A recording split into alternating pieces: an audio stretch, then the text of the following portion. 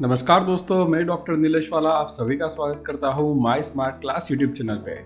आज हम देखने वाले हैं class 11 chemistry unit 4 chemical bonding की एक्सरसाइज का सॉल्यूशन। तो चलिए विदाउट वेस्टिंग टाइम शुरू करते हैं आज का वीडियो।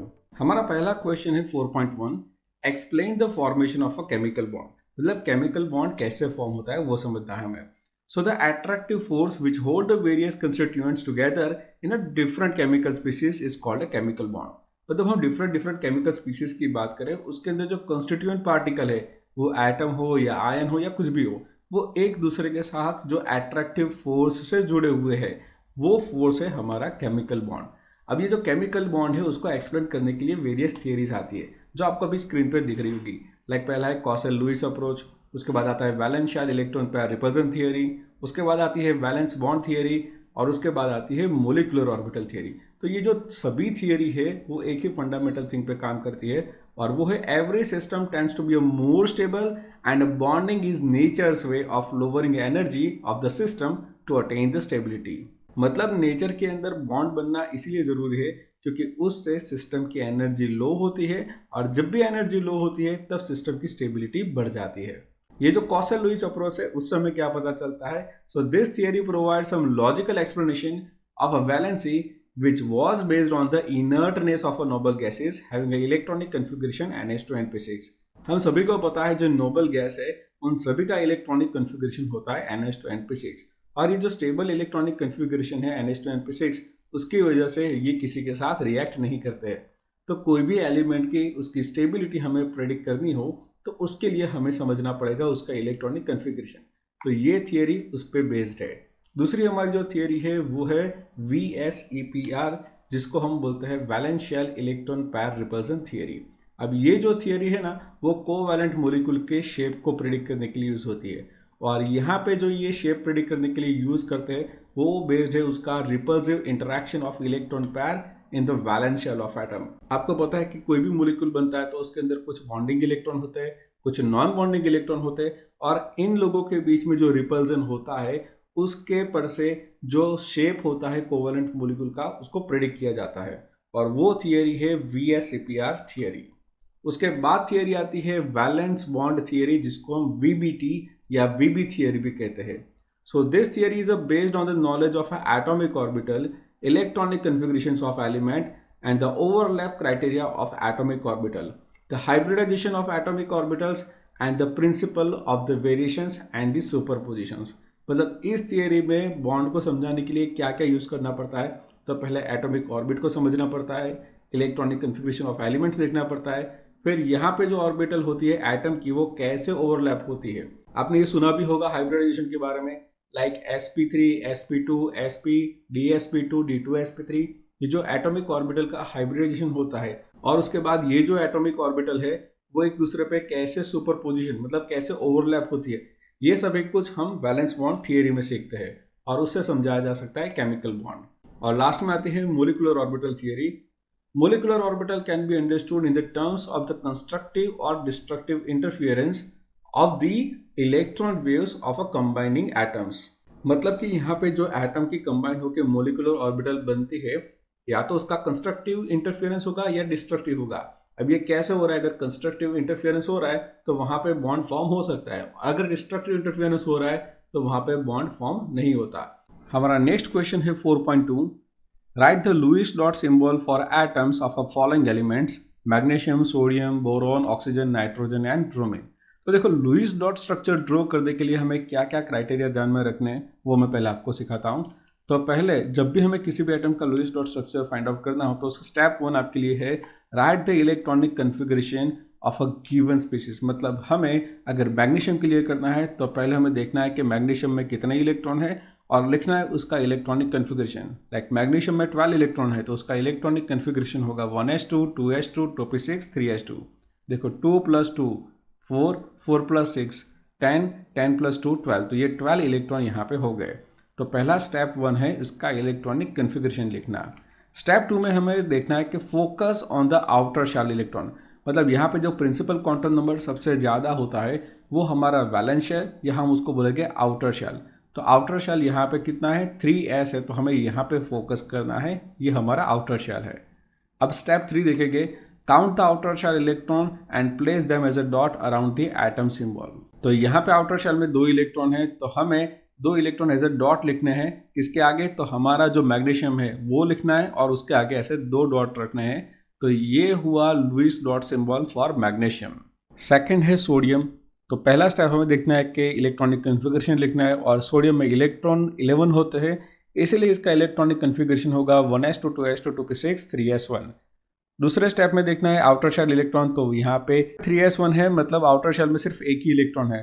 तो पहले सोडियम का सिंबल रखेंगे और उसके आउटर में यहाँ पे एक ही डॉट रखेंगे, और ये बन गया Lewis dot symbol for sodium. Boron के केस में 5 इलेक्ट्रॉन होते हैं, इसीलिए इसका इलेक्ट्रॉनिक कन्फिगरेशन होगा 1s2 2s2 2p1।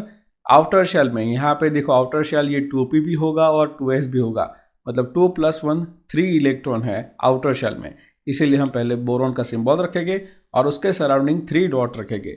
देखो यहाँ पे 2s एंड 2p ये दोनों कहलाएंगे आउटर शेल ऑर्बिटल, और उन दोनों में है 2 + 1 3 इलेक्ट्रॉन, इसीलिए हमने यहाँ पे 3 डॉट रखे हैं। ऑक्सीजन के केस के अंदर 8 इलेक्ट्रॉन होते हैं, इसलिए इलेक्ट्रॉनिक कन्फिगरेशन होगा 1s2 2s2 2p4, और आउटर शेल यहाँ पे होगी 2s एंड 2p, मतलब 2 + 4 दैट मीन्स 6 इलेक्ट्रॉन, इसीलिए हम ऑक्सीजन के सराउंडिंग 6 डॉट रखेंगे। तो ये हो गया Lewis dot symbol for the oxygen.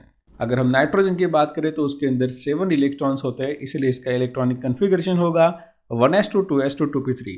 यहाँ पे आउटर शेल होगा 2s and 2p, that means 2 + 3 that means total 5 electron हो गए, इसीलिए नाइट्रोजन के सराउंडिंग हम 5 डॉट्स रखेंगे, और ये होगा Lewis dot symbol for the nitrogen. अब बात करें ब्रोमीन के केस में, तो यहाँ पे 35 इलेक्ट्रॉन्स होते हैं, इसलिए इसका इलेक्ट्रॉनिक कन्फिगरेशन होगा आर्गोन 4s2 3d10 4p5। अब देखने वाली बात है यहाँ पे 4s एंड 4p, तो ये दोनों हो गए आउटर शेल, और उसमें जो इलेक्ट्रॉन है वो 2 + 5 दैट मीन्स 7 हो गए, इसीलिए ब्रोमीन के अराउंड, मतलब ब्रोमीन के सिंबल के अराउंड हम 7 डॉट रखेंगे, और वो होगा Lewis dot symbol for bromine. अब हमारा नेक्स्ट न्यूमेरिकल है 4.3। Write Lewis symbol for the following atoms and ions S and S-2, Al and Al+3, H and H-। तो चलिए 1 by 1 जैसे हमने लास्ट न्यूमेरिकल में किया था वैसे ही करना है। यहाँ पे सल्फर का इलेक्ट्रॉनिक कन्फिगरेशन होगा neon 3s2 3p4। Outer shell में 2 + 4 मतलब कि 6 इलेक्ट्रॉन है, इसीलिए हम सल्फर के सराउंडिंग 6 डॉट रखेंगे, वो होगा Lewis symbol for the sulphur. अगर S-2 की बात करें तो उसमें -2 है, मतलब 2 इलेक्ट्रॉन ज़्यादा है सल्फर से। तो यहाँ पे 3s2 3p4 था, तो उसमें 2 इलेक्ट्रॉन बढ़ जाएंगे, तो इसका इलेक्ट्रॉनिक कन्फिगरेशन मतलब S-2 का होगा नियॉन 3s2 3p6। ये 6 + 2 दैट मीन्स 8, तो यहाँ पे 8 डॉट हमें सल्फर S-2 के सराउंडिंग रखने पड़ेंगे, तो वो बन जाएगा Lewis symbol for the S-2।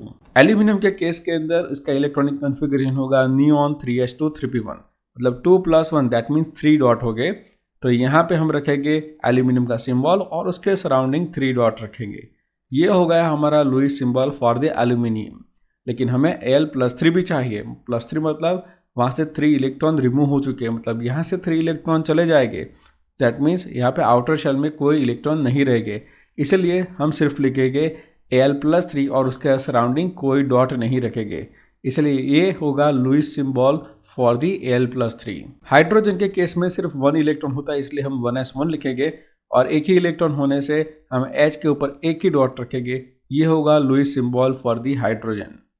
अगर H- की बात करें तो यहाँ पे एक और इलेक्ट्रॉन बढ़ जाएगा, क्योंकि माइनस है तो इलेक्ट्रॉन ऐड होगा, इसलिए कन्फिगरेशन होगा 1s2, मतलब 2 इलेक्ट्रॉन है, तो H- के ऊपर 2 डॉट रखोगे तो वो बन जाएगा लुईस सिंबल फॉर H-। हमारा नेक्स्ट न्यूमेरिकल है 4.4। Draw the Lewis structure for the following molecules and ions H2S, SiCl4, BeF2, CO3-2 and HCOOH। तो देखो यहाँ पे मैं सिर्फ आपको सॉल्यूशन नहीं दिखाऊंगा, उसके साथ लेकिन सिखाऊंगा भी। तो चलिए 1 by 1 हम स्टेप वाइज सीखते हैं। Suppose we want to draw the Lewis dot structure for any of the molecule, तो उसके लिए कौन कौन से स्टेप हमें फॉलो करना है। तो स्टेप 1 होगा calculate the total valence electron. तो चलिए पहला हमारा H2S है, तो उसके लिए करेंगे, तो यहाँ पे 2 हाइड्रोजन है और 1 सल्फर है। हाइड्रोजन का इलेक्ट्रॉनिक कन्फिगरेशन होता है 1s1 और सल्फर का होता है नियॉन 3s2 3p4। तो 2 हाइड्रोजन, मतलब हाइड्रोजन में सिर्फ एक ही आउटर इलेक्ट्रॉन होता है, इसलिए हम लिखेंगे 1, और ये 2 हाइड्रोजन इसलिए हम 2 लिखेंगे। सल्फर के केस में 2+4 मतलब 6 इलेक्ट्रॉन हो गए आउटर शेल में, और ऐसा एक ही सल्फर है इसलिए हम लिखेंगे 1 और ये 6 इलेक्ट्रॉन। तो 2 इंटू 1 प्लस 1 इंटू 6, तो आंसर आएगा 8 इलेक्ट्रॉन्स। तो टोटल हमारे पास 8 इलेक्ट्रॉन्स हो गए। अब देखना है हमें step 2, draw the skeleton structure. तो देखो यहाँ पे हमने ये स्केलेटन ड्रॉ किया है। अब इस स्केलेटन को ड्रॉ करते वक्त हमने ये देखा है कि सबकी वैलेंसी भी सेट होनी चाहिए, तो इसलिए ये जो स्ट्रक्चर का स्केलेटन ड्रॉ किया है वो सबसे बेटर है कि यहाँ पे हाइड्रोजन की वैलेंसी भी एक एक सेट हो जाएगी और सल्फर की भी सेट हो जाएगी क्योंकि वो बीच में रहेगा। अब स्टेप 3 में हमें देखना है ड्रॉ सिंगल बॉन्ड, मतलब ये जो हमने स्केलेटन ड्रॉ किया था उनके बीच में बॉन्ड बनना चाहिए, और बॉन्ड बनने के लिए चाहिए मिनिमम 2 इलेक्ट्रॉन। तो इसलिए यहाँ पे हमने 2 इलेक्ट्रॉन रखे और यहाँ पे भी 2 इलेक्ट्रॉन रखे। तो पहले 8 थे, उसमें से 2 + 2 मतलब 4 इलेक्ट्रॉन खर्च हो गए, तो बचे कितने?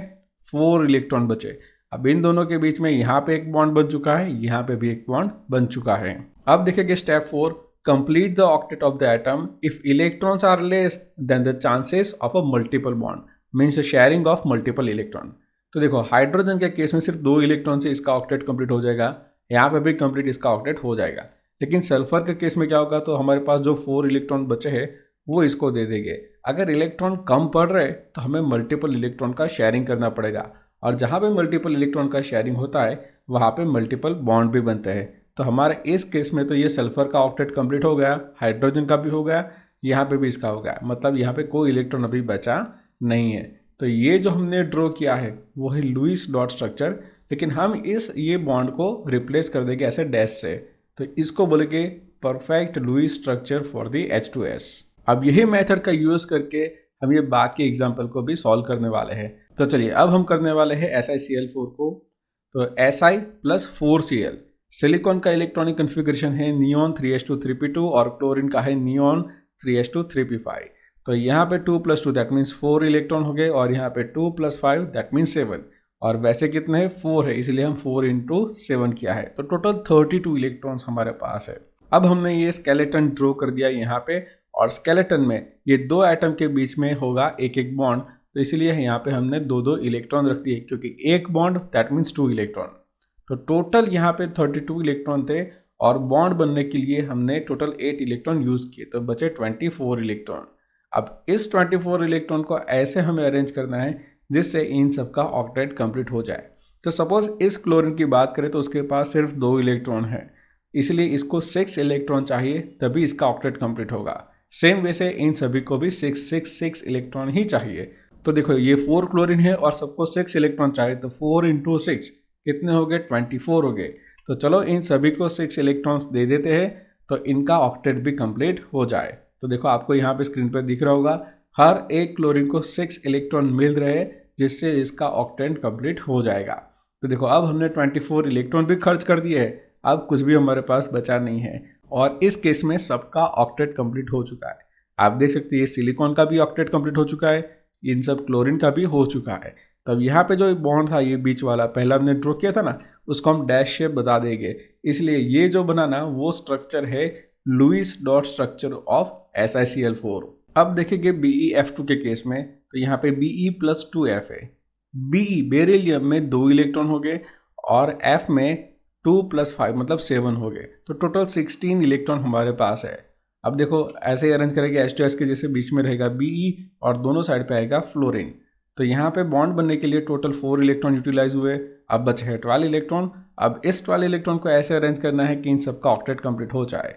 तो देखो यहाँ पे गए टोटल 6 इलेक्ट्रॉन, यहाँ पे भी गए 6 इलेक्ट्रॉन, तो 6 + 6 मतलब 12 इलेक्ट्रॉन यहाँ पे खर्च हो गए। तो बेरिलियम के पास सिर्फ 4 इलेक्ट्रॉन हो गए जो यहाँ पे यूटिलाइज हुए हैं। तो अब हम अगर इसका लुईस डॉट स्ट्रक्चर ड्रॉ करें तो यहाँ पे 2 इलेक्ट्रॉन की जगह पे बॉन्ड आ जाएगा, यहाँ पे भी बॉन्ड आ गया, और इस फ्लोरीन के पास हो गए 6 इलेक्ट्रॉन वो नॉन बॉन्डेड, यहाँ पे भी 6 नॉन बॉन्डेड इलेक्ट्रॉन।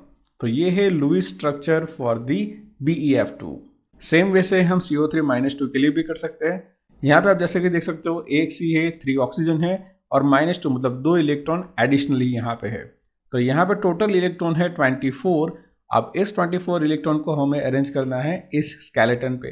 तो सेंटर में रहेगा कार्बन और सराउंडिंग होंगे 3 ऑक्सीजन। तो देखो पहले हमने सब में बीच में एक एक इलेक्ट्रॉन की पैर रख दी, मतलब ये एक बॉन्ड बन जाएगा, ये दूसरा बॉन्ड, और यहाँ पे तीसरा एक बॉन्ड बन जाएगा। तो ये 2 इलेक्ट्रॉन हमने रख दिए, यहाँ पे भी 2, यहाँ पे भी 2, मतलब 6 इलेक्ट्रॉन यहाँ पे हमने रख दिए है। अब बचे 18 इलेक्ट्रॉन। अब इस 18 इलेक्ट्रॉन को ऐसे अरेंज करना है कि सबका ऑक्टेट कंप्लीट हो जाए। जैसा कि आप देख सकते हो कि इस ऑक्सीजन को 6 इलेक्ट्रॉन चाहिए, इसको भी 6, इसको भी 6, और यहाँ पे इसके पास 6 इलेक्ट्रॉन है तो इसको सिर्फ 2 इलेक्ट्रॉन चाहिए। 6 इंटू 3 दैट मीन्स 18 प्लस 2, मतलब कि 20 इलेक्ट्रॉन की रिक्वायरमेंट है और अवेलेबल है सिर्फ 18। दैट मीन्स यहाँ पे इलेक्ट्रॉन का मल्टीपल में शेयरिंग होने वाला है। तो चलिए पहले सबको ऐसे इलेक्ट्रॉन दे देते हैं।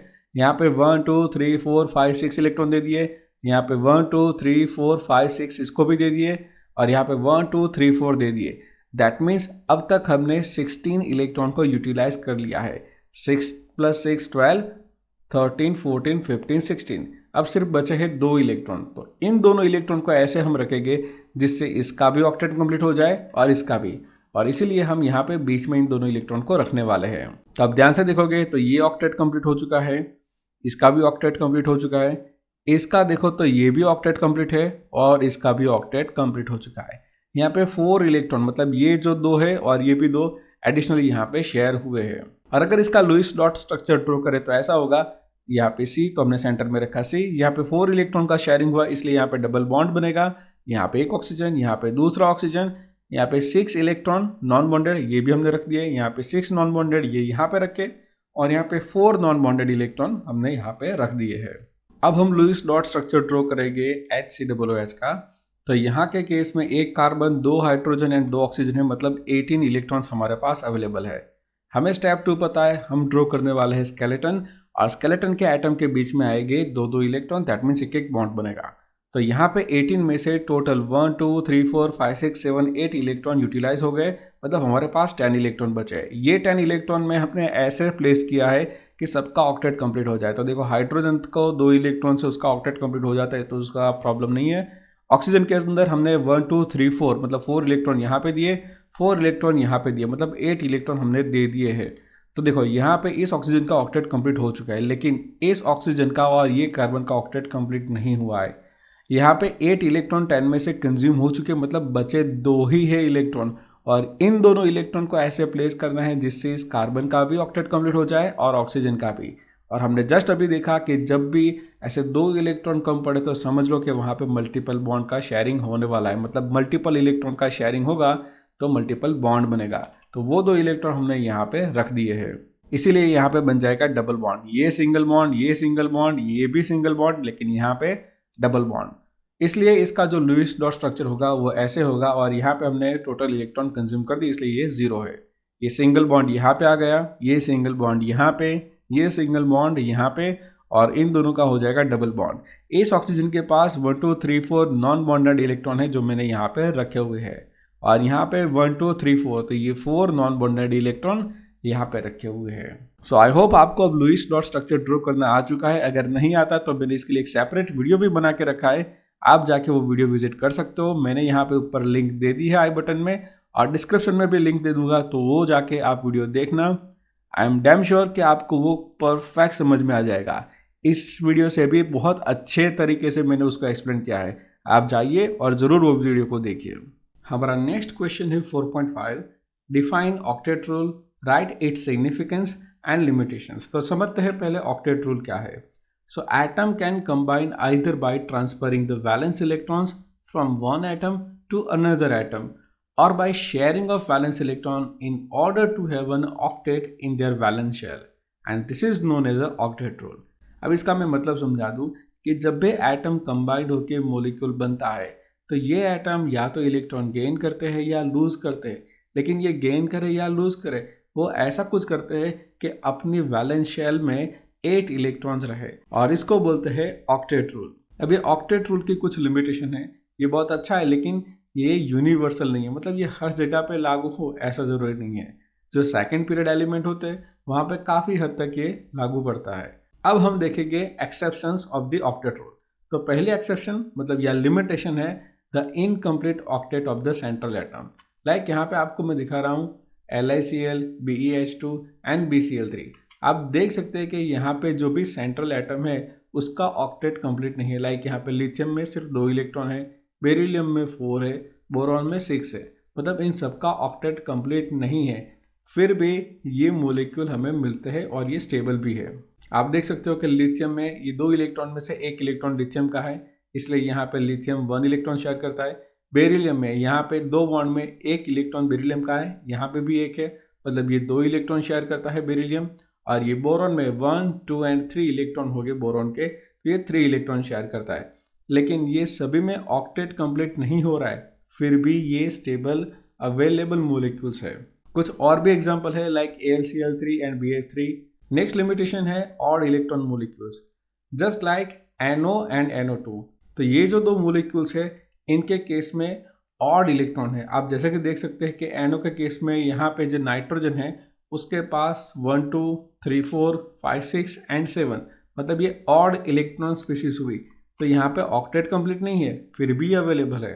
दूसरा देखें NO2, तो यहाँ पे भी नाइट्रोजन पे देखो, यहाँ पे एक बॉन्ड में 2 इलेक्ट्रॉन, मतलब ये 1, 2, 3, 4, 5, 6 एंड 7, मतलब यहाँ पे भी 7 इलेक्ट्रॉन है। तो ये हमारा ऑड इलेक्ट्रॉन मॉलिक्यूल हुआ जिसमें ऑक्टेट कंप्लीट नहीं हो रहा है, फिर भी ये अवेलेबल एंड स्टेबल मॉलिक्यूल है। तो यहाँ पे ऑड इलेक्ट्रॉन मॉलिक्यूल्स में ऑक्टेट कंप्लीट ना होने के बावजूद भी ये अवेलेबल मॉलिक्यूल्स है। तो ये लिमिटेशन हुई हमारी ऑक्टेट रूल की। नेक्स्ट लिमिटेशन है एक्सपांडेड ऑक्टेट। नेम पे से ही आपको पता चला कि यहाँ पे ऑक्टेट रूल एक्सपांड हो रहा है, मतलब ये 8 नहीं उससे ज़्यादा होगा। लाइक जहाँ पे 3s 3p के साथ 3d ऑर्बिट भी अवेलेबल होती है, तो वो बॉन्डिंग के अंदर ऑक्टेट रूल थोड़ा और बढ़ जाता है, मतलब यहाँ पे 8 से ज़्यादा इलेक्ट्रॉन आ जाते हैं। लाइक अगर आप यहाँ पे बात करें pf5 की, तो फॉस्फोरस के पास 1, 2, 3, 4, 5, 6, 7, 8 एंड 9, 10 इलेक्ट्रॉन फॉस्फोरस के पास है, मतलब ये हुआ एक्सपांडेड ऑक्टेट। वैसे ही SF6 में भी आप देखो तो सल्फर के पास 12 इलेक्ट्रॉन है, H2SO4 में सल्फर के पास अगेन 12 इलेक्ट्रॉन है। लेकिन ऑन द अदर हैंड बात करें तो सल्फर के कुछ ऐसे कंपाउंड है जहाँ पे ऑक्टेट रूल फॉलो होते हैं, जस्ट लाइक HCl2। यहाँ पे सल्फर का ऑक्टेट कंप्लीट हुआ है। देखो सल्फर में ये 2 एग्जाम्पल में एक्सपांडेड ऑक्टेट है, जहाँ पे ये वाले एग्जाम्पल में ऑक्टेट कंप्लीट हो चुका है। सो हम कुछ और भी ड्रॉबैक देखेंगे इस ऑक्टेट थियरी के। तो ऑक्टेट थियरी के अकॉर्डिंग टू कि जो केमिकल इनर्टनेस होती है वो ऑक्टेट कंप्लीट हो जाता है तब वो केमिकली इनर्ट हो जाता है। लाइक हमारे जो नोबल गैसेस है वो केमिकली इनर्ट इसीलिए क्योंकि उनका ऑक्टेट कंप्लीट है। लेकिन कुछ ऐसे गैसेस लाइक जेनॉन और क्रिप्टॉन जो नोबल गैस है जिनका ऑक्टेट कंप्लीट है, फिर भी वो ऑक्सीजन और फ्लोरीन के साथ कुछ कंपाउंड्स बनाते हैं like xenon fluoride, krypton fluoride, xenon oxygen fluoride. तो ये सब कंपाउंड नोबल गैस, मतलब जिनका इलेक्ट्रॉनिक कन्फिग्रेशन NH2NP6 मतलब ऑक्टेट कंप्लीट है, फिर भी ये कंपाउंड बना रहे हैं। तो ये ड्रॉबैक हुई हमारी ऑक्टेट थियरी की। कुछ और भी ड्रॉबैक है लाइक ये थियरी से हमें शेप ऑफ द मॉलिक्यूल्स पता नहीं चलते हैं, साथ में मॉलिक्यूल की जो स्टेबिलिटी है, क्या होगी मॉलिक्यूल की एनर्जी, तो ये भी इस थियरी से पता नहीं चलता है। तो ये सब हुई limitation of the octet rule. हमारा नेक्स्ट क्वेश्चन है 4.6, right the favourable factors for the formation of ionic bond. मतलब आयोनिक बॉन्ड बनने के लिए कौन कौन से फैक्टर्स फेवरेबल है। तो देखो आयोनिक बॉन्ड को बनता है, so the ionic bond is form by the transfer of one और more electron from one atom to the another. So the neutral atoms who easily lose और gain electron can make easily ionic bond. ये ionic bond कब form होता है, जब एक atom one या more electron दूसरे एटम को ट्रांसफर करे, वो इधर गेन करे या लूज करे वो बात की बात है, लेकिन जब ये लूज और गेन होता है तभी जाके यहाँ पे आयोनिक बॉन्ड फॉर्म होता है। तो जो न्यूट्रल स्पीसीज है उसकी कैपेसिटी इलेक्ट्रॉन लूज करने की या गेन करने की कितनी है, उस पर डिपेंड करता है कि आयोनिक बॉन्ड कितना इजीली फॉर्म होगा या नहीं होगा। और एक अनदर फैक्टर है lattice energy. Like bond formation के अंदर जो लेटाइस एनर्जी है वो भी डिपेंड करती है कि आयोनिक बॉन्ड कैसे फॉर्म होगा और वो कितना इजीली फॉर्म होगा। तो समराइज करें इन पॉइंट को, तो जो लो आयनाइजेशन एंथैल्पी होगी मेटल की वो फेवरेबल करेगी। High electron gain enthalpy of a non metal, ये भी आयोनिक बॉन्ड को फेवरेबल करता है। और थर्ड है high lattice energy of a compound form. तो ये तीन फैक्टर अफेक्ट करते हैं कि कितना इजीली आयोनिक बॉन्ड फॉर्म होगा। टेक्निकली हम कहें कि जितने इजीली आयंस फॉर्म हो गए इतना इजीली आयनिक बॉन्ड बन जाएगा। हमारा नेक्स्ट क्वेश्चन है 4.7, discuss the shape of the following molecules using VSEPR model BeCl2, BCl3, SiCl4, AsF5, H2S and PH3। अब ये VSEPR थियोरी है valence shell electron pair repulsion, जिसमें जो रिपल्जन होता है बॉन्डिंग नॉन बॉन्डिंग इलेक्ट्रॉन का, मतलब सबसे ज़्यादा रिपल्जन होता है नॉन बॉन्डिंग, उसके बाद होता है नॉन बॉन्डिंग एंड बॉन्डिंग, और सबसे कम रिपल्जन होता है बॉन्डिंग एंड बॉन्डिंग इलेक्ट्रॉन। तो इन सब के रिपल्जन के बेस पे आपकी बुक में 2 टेबल दिए होंगे, उसमें different different type of molecules भी दिए हैं, लाइक AB2, AB2E, इस टाइप का टेबल दिया होगा, और उस टेबल के अकॉर्डिंग टू हम प्रिडिक्ट करते हैं शेप ऑफ द मोलिक्यूल। तो हमें देखना है पहले सेंट्रल एटम को। लाइक यहाँ पे बात करें BeCl2 की, तो सबसे पहले ड्रॉ करेंगे उसका लुईस डॉट स्ट्रक्चर। तो हमने यहाँ पे Lewis dot structure of BeCl2 draw कर दिया है। तो हमें यहाँ फोकस करना है बेरिलियम, जो हमारा सेंट्रल एटम है, और आप जैसा कि देख सकते हो कि इसके पास कोई भी लॉन पेयर ऑफ इलेक्ट्रॉन नहीं है, इसलिए हमने 0 रखा है, और उसके बाद उसके पास 2 बॉन्ड पेयर इलेक्ट्रॉन है, इसलिए हमने यहाँ पे 2 रखा है। और ऐसे टाइप के मोलिक्यूल को हम बोलेंगे AB2 टाइप ऑफ मोलिक्यूल। और आप आपके बुक में जो टेबल दिया है उसमें देखोगे तो जब भी AB2 टाइप का मोलिक्यूल होता है उसका स्ट्रक्चर लीनियर होता है, तो ये हमारा BeCl2 मोलिक्यूल होगा लीनियर मोलिक्यूल। अब जो नेक्स्ट मोलिक्यूल है वो है BCl3। तो अगेन आपको ड्रॉ करना है उसका Lewis dot structure of the molecule. Again focus करना है सेंट्रल एटम पे, जो है हमारा बोरॉन, और देख सकते हो कि बोरॉन के पास कोई भी लॉन पेयर ऑफ इलेक्ट्रॉन नहीं है, 0 है। ये 1 2 3 ये बॉन्ड पेयर इलेक्ट्रॉन है, तो टोटल बॉन्ड पेयर इलेक्ट्रॉन हो गए 3, मतलब ये एक पेयर, ये दूसरी पेयर, और ये तीसरी पेयर। तो इस टाइप के मोलिक्यूल को बोलेंगे AB3 टाइप ऑफ मोलिक्यूल। और जब भी AB3 टाइप ऑफ मोलिक्यूल होता है उसका स्ट्रक्चर होता है trigonal planar, just like this. ये है trigonal planar structure of BCl3। Next है SiCl4। तो अगेन हमें ड्रॉ करना है उसका लुईस डॉट स्ट्रक्चर। यहाँ पे सिलिकॉन को देखना है, सेंट्रल एटम के पास कोई भी लोन पेयर ऑफ इलेक्ट्रॉन नहीं है, 0 है। बॉन्ड पेयर इलेक्ट्रॉन 4 है, मतलब ये first pair, second pair, third and fourth pair. तो इस टाइप के मोलिक्यूल को हम बोलेंगे AB4 टाइप ऑफ मोलिक्यूल। और जब भी AB4 टाइप ऑफ मोलिक्यूल होता है उसका होता है tetrahedral structure, just like this. अब नेक्स्ट है AsF5। तो AsF5 में हमारा जो आर्सेनिक है उसके पास कोई भी लॉन पेयर ऑफ इलेक्ट्रॉन नहीं है, लेकिन बॉन्ड पेयर इलेक्ट्रॉन हो गए 5। तो ये जो मोलिक्यूल है उसकी टाइप होगी AB5। और जब भी AB5 टाइप ऑफ मोलिक्यूल होता है तो उसका जो शेप होता है वो ट्राइगोनल बाइपिरामिडल होता है, जस्ट लाइक दिस। तो ये शेप में ये जो 3 एटम्स है ये ट्राइगोनल शेप में है और ये सेम प्लेन में है। एक फ्लोरीन अबोव द प्लेन होगा और एक बिलो द प्लेन होगा। तो ये स्ट्रक्चर है हमारा ट्राइगोनल बाइपिरामिडल। इसके बाद आएगा H2S। ये हमने ड्रॉ कर दिया Lewis dot structure of H2S। और जैसा कि आप देख सकते हो कि ये सल्फर जो हमारा सेंट्रल एटम है उसके पास 2 लॉन इलेक्ट्रॉन है, इसलिए हम बोलेंगे 1 लॉन पेयर ऑफ इलेक्ट्रॉन, क्योंकि 2 है ना इसलिए उसको बोलेंगे 1 लॉन पेयर ऑफ इलेक्ट्रॉन। तो ये 1 हो गया, और ये जो 2 है वो है बॉन्ड पेयर ऑफ इलेक्ट्रॉन, तो वो 2 होगी। तो इस टाइप के मोलिक्यूल को हम बोलेंगे AB2E। ये हो गया A, ये हो गया B, और ये हो गया E। तो ये AB2E मोलिक्यूल हुआ। ये जो E है वो रिप्रेजेंट करता है लॉन पेयर ऑफ इलेक्ट्रॉन को। तो जब भी AB2E टाइप का कोई मोलिक्यूल होता है तो उसका शेप होता है बैंड टाइप। लाइक यहाँ पे मैंने ड्रॉ किया है, ये बैंड मोलिक्यूल है। ऊपर यहाँ पे है हमारा लॉन पेयर ऑफ इलेक्ट्रॉन, और इसके जो रिपल्जन है उसकी वजह से ये जो बॉन्ड है वो बैंड हो जाएंगे। नेक्स्ट है PH3।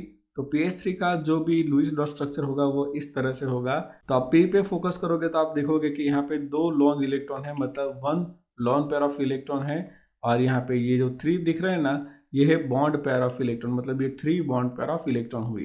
तो ये मोलिक्यूल का टाइप हुआ AB3E। ये B3 मतलब ये 3 बॉन्ड पेयर ऑफ इलेक्ट्रॉन, और ये 1E मतलब एक हुआ लॉन पेयर ऑफ इलेक्ट्रॉन। तो जब भी AB3E टाइप ऑफ मोलिक्यूल होगा तो उसका शेप होगा ट्राइगोनल पिरामिडल, जो मैंने यहाँ पे दिखाया है। हमारा नेक्स्ट क्वेश्चन है 4.8। Although the geometries of ammonia and water molecules are distorted tetrahedral, bond angle in water is less than that of ammonia. Discuss.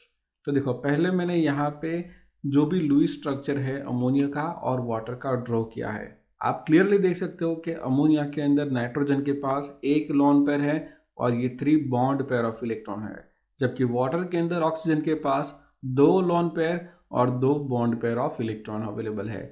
अब जब भी हमने VSAPR प्रिंसिपल को सीखा था तो उसमें हमने ये जाना था कि जो रिपल्जन होता है वो lone pair and lone pair में सबसे ज़्यादा होता है। उससे कम रिपल्जन होता है lone pair and bond pair के बीच में, और सबसे कम रिपल्जन होता है बॉन्ड पेयर और बॉन्ड पेयर के बीच में। तो यहाँ पे आप अगर कंपैरिजन करो इन दोनों स्ट्रक्चर की तो आप देख सकते हो कि यहाँ पे ऑक्सीजन के पास 2 लोन पेयर है और 2 बॉन्ड पेयर है। तो इन दोनों का जो रिपल्जन है वो ज़्यादा है with the comparison of 1 lone pair of nitrogen with 3 bond pair, क्योंकि यहाँ पे नाइट्रोजन के पास सिर्फ एक ही लोन पेयर है जिसका रिपल्जन इन तीनों पे होने वाला है, जो कि काफ़ी कम होगा। तो यहाँ पे आप देख सकते हो कि 2 लोन पेयर है और उसका रिपल्जन होने वाला है इन दोनों बॉन्ड पेयर पे, और साथ में इन दोनों का इंटरनल रिपल्जन भी होगा। तो ये रिपल्जन वाटर मोलिक्यूल में काफ़ी ज़्यादा है। तो हम ये कह सकते हैं कि वाटर मोलिक्यूल के अंदर रिपल्जन अमोनिया की मोलिक्यूल के कंपैरिजन से ज़्यादा है। अब रिपल्जन ज़्यादा होगा तो ये बॉन्ड को वो ज़्यादा दबाएगा, मतलब ये बॉन्ड एंगल कम होता जाएगा, क्योंकि रिपल्जन यहाँ पे कम है लेकिन यहाँ पे रिपल्जन ज़्यादा है। तो ये बॉन्ड भी अंदर शिफ्ट होगा, ये भी यहाँ पे अंदर की साइड पे शिफ्ट होगा। इसलिए जो बॉन्ड एंगल है वो वाटर में कम होगा, क्योंकि यहाँ पे रिपल्जन ज़्यादा है और अमोनिया में रिपल्जन कम है, इसलिए यहाँ पे बॉन्ड एंगल ज़्यादा होगा। हमारा नेक्स्ट क्वेश्चन है 4.9, how do you express the bond strength in the terms of bond order.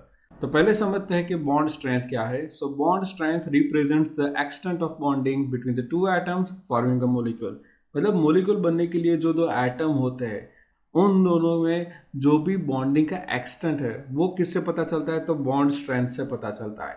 और ये जो बॉन्ड स्ट्रेंथ है वो बॉन्ड ऑर्डर के प्रोपोर्शनल में होती है, मतलब bond order is proportional to bond strength. अगर बॉन्ड ऑर्डर ज़्यादा है तो बॉन्ड स्ट्रेंथ ज़्यादा होगी, मतलब बॉन्ड एनर्जी ज़्यादा है, दैट मीन्स वो स्ट्रॉन्गर बॉन्ड होगा। इसके अपोजिट में बात करें कि अगर बॉन्ड ऑर्डर कम है तो वो बॉन्ड स्ट्रेंथ भी कम होगी, इसलिए बॉन्ड एनर्जी भी कम होगी, तो वो वीकर बॉन्ड होगा। नेक्स्ट क्वेश्चन है 4.10, डिफाइन द बॉन्ड लेंथ। तो बॉन्ड लेंथ किसको बोलेंगे। So bond length is defined as the equilibrium distance between the nuclei of a 2 bonded atoms in a molecule. मतलब मोलिक्यूल के अंदर जो एटम बॉन्डेड हुए, मतलब जो 2 न्यूक्लियाई है उनके बीच का जो इक्विलिब्रियम डिस्टेंस है उसको हम बोलते हैं बॉन्ड लेंथ। और ये बॉन्ड लेंथ को मेजर करने के लिए हम कुछ स्पेक्ट्रोस्कोपिक मेथड यूज करते हैं, जो है x-ray diffraction and electron diffraction technique. Next question है 4.11, explain the important aspects of resonance with reference of the CO3-2 ions. तो चलिए पहले हम देखते हैं ये कार्बोनेट आयन के केस में क्या होता है।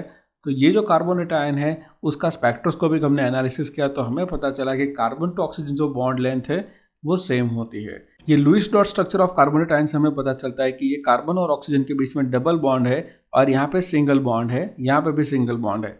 तो ये डबल बॉन्ड होने की वजह से यहाँ पे जो बॉन्ड लेंथ है वो कम मिलनी चाहिए और यहाँ पे ज़्यादा मिलनी चाहिए, लेकिन ऐसा नहीं है, यहाँ पे सब जगह पे बॉन्ड लेंथ सेम है। तो हम ये सिंगल स्ट्रक्चर से ये कार्बोनेट आयन का स्ट्रक्चर नहीं दिखा सकते, तो हमें क्या करना पड़ेगा, तो ये डबल बॉन्ड जो भी यहाँ पे वो यहाँ पे भी दिखाना पड़ेगा और यहाँ पे भी दिखाना पड़ेगा। तो इसलिए हमारे पास ये 2 एडिशनल स्ट्रक्चर भी मिलेंगे। तो ये जो तीन जो स्ट्रक्चर है वो सब रेजोनेटिव स्ट्रक्चर या रेजोनेंस बोल सकते हैं। मतलब ये डबल बॉन्ड अभी यहाँ पे है तो अभी यहाँ पे है और इस केस में यहाँ पे है, इसलिए हमें ये तीन के कंबाइन करने से जो कार्बन ऑक्सीजन बॉन्ड लेंथ है वो हमें सेम मिलती है, अलग अलग नहीं मिलती है, क्योंकि ये डबल बॉन्ड कंटिन्यूसली ये तीन ऑक्सीजन के पास मूव होता रहता है, इसलिए इसको रेजोनेटिव स्ट्रक्चर्स कहा जाता है। अगर यहाँ पे रेजोनेंस नहीं होता तो हमें 2 बॉन्ड लेंथ सेम मिलती और 1 बॉन्ड लेंथ कम मिलती, लेकिन ऐसा नहीं हो रहा है, हमें इन सभी की बॉन्ड लेंथ सेम मिली, दैट मीन्स यहाँ पे रेजोनेंस हो रहा है। हमारा नेक्स्ट क्वेश्चन है 4.12, H3PO3 can be represented by structure 1 and 2 shown below. Can these two structures be taken as a canonical form of the resonance hybrid representing H3PO3? If not, give the reason for the same.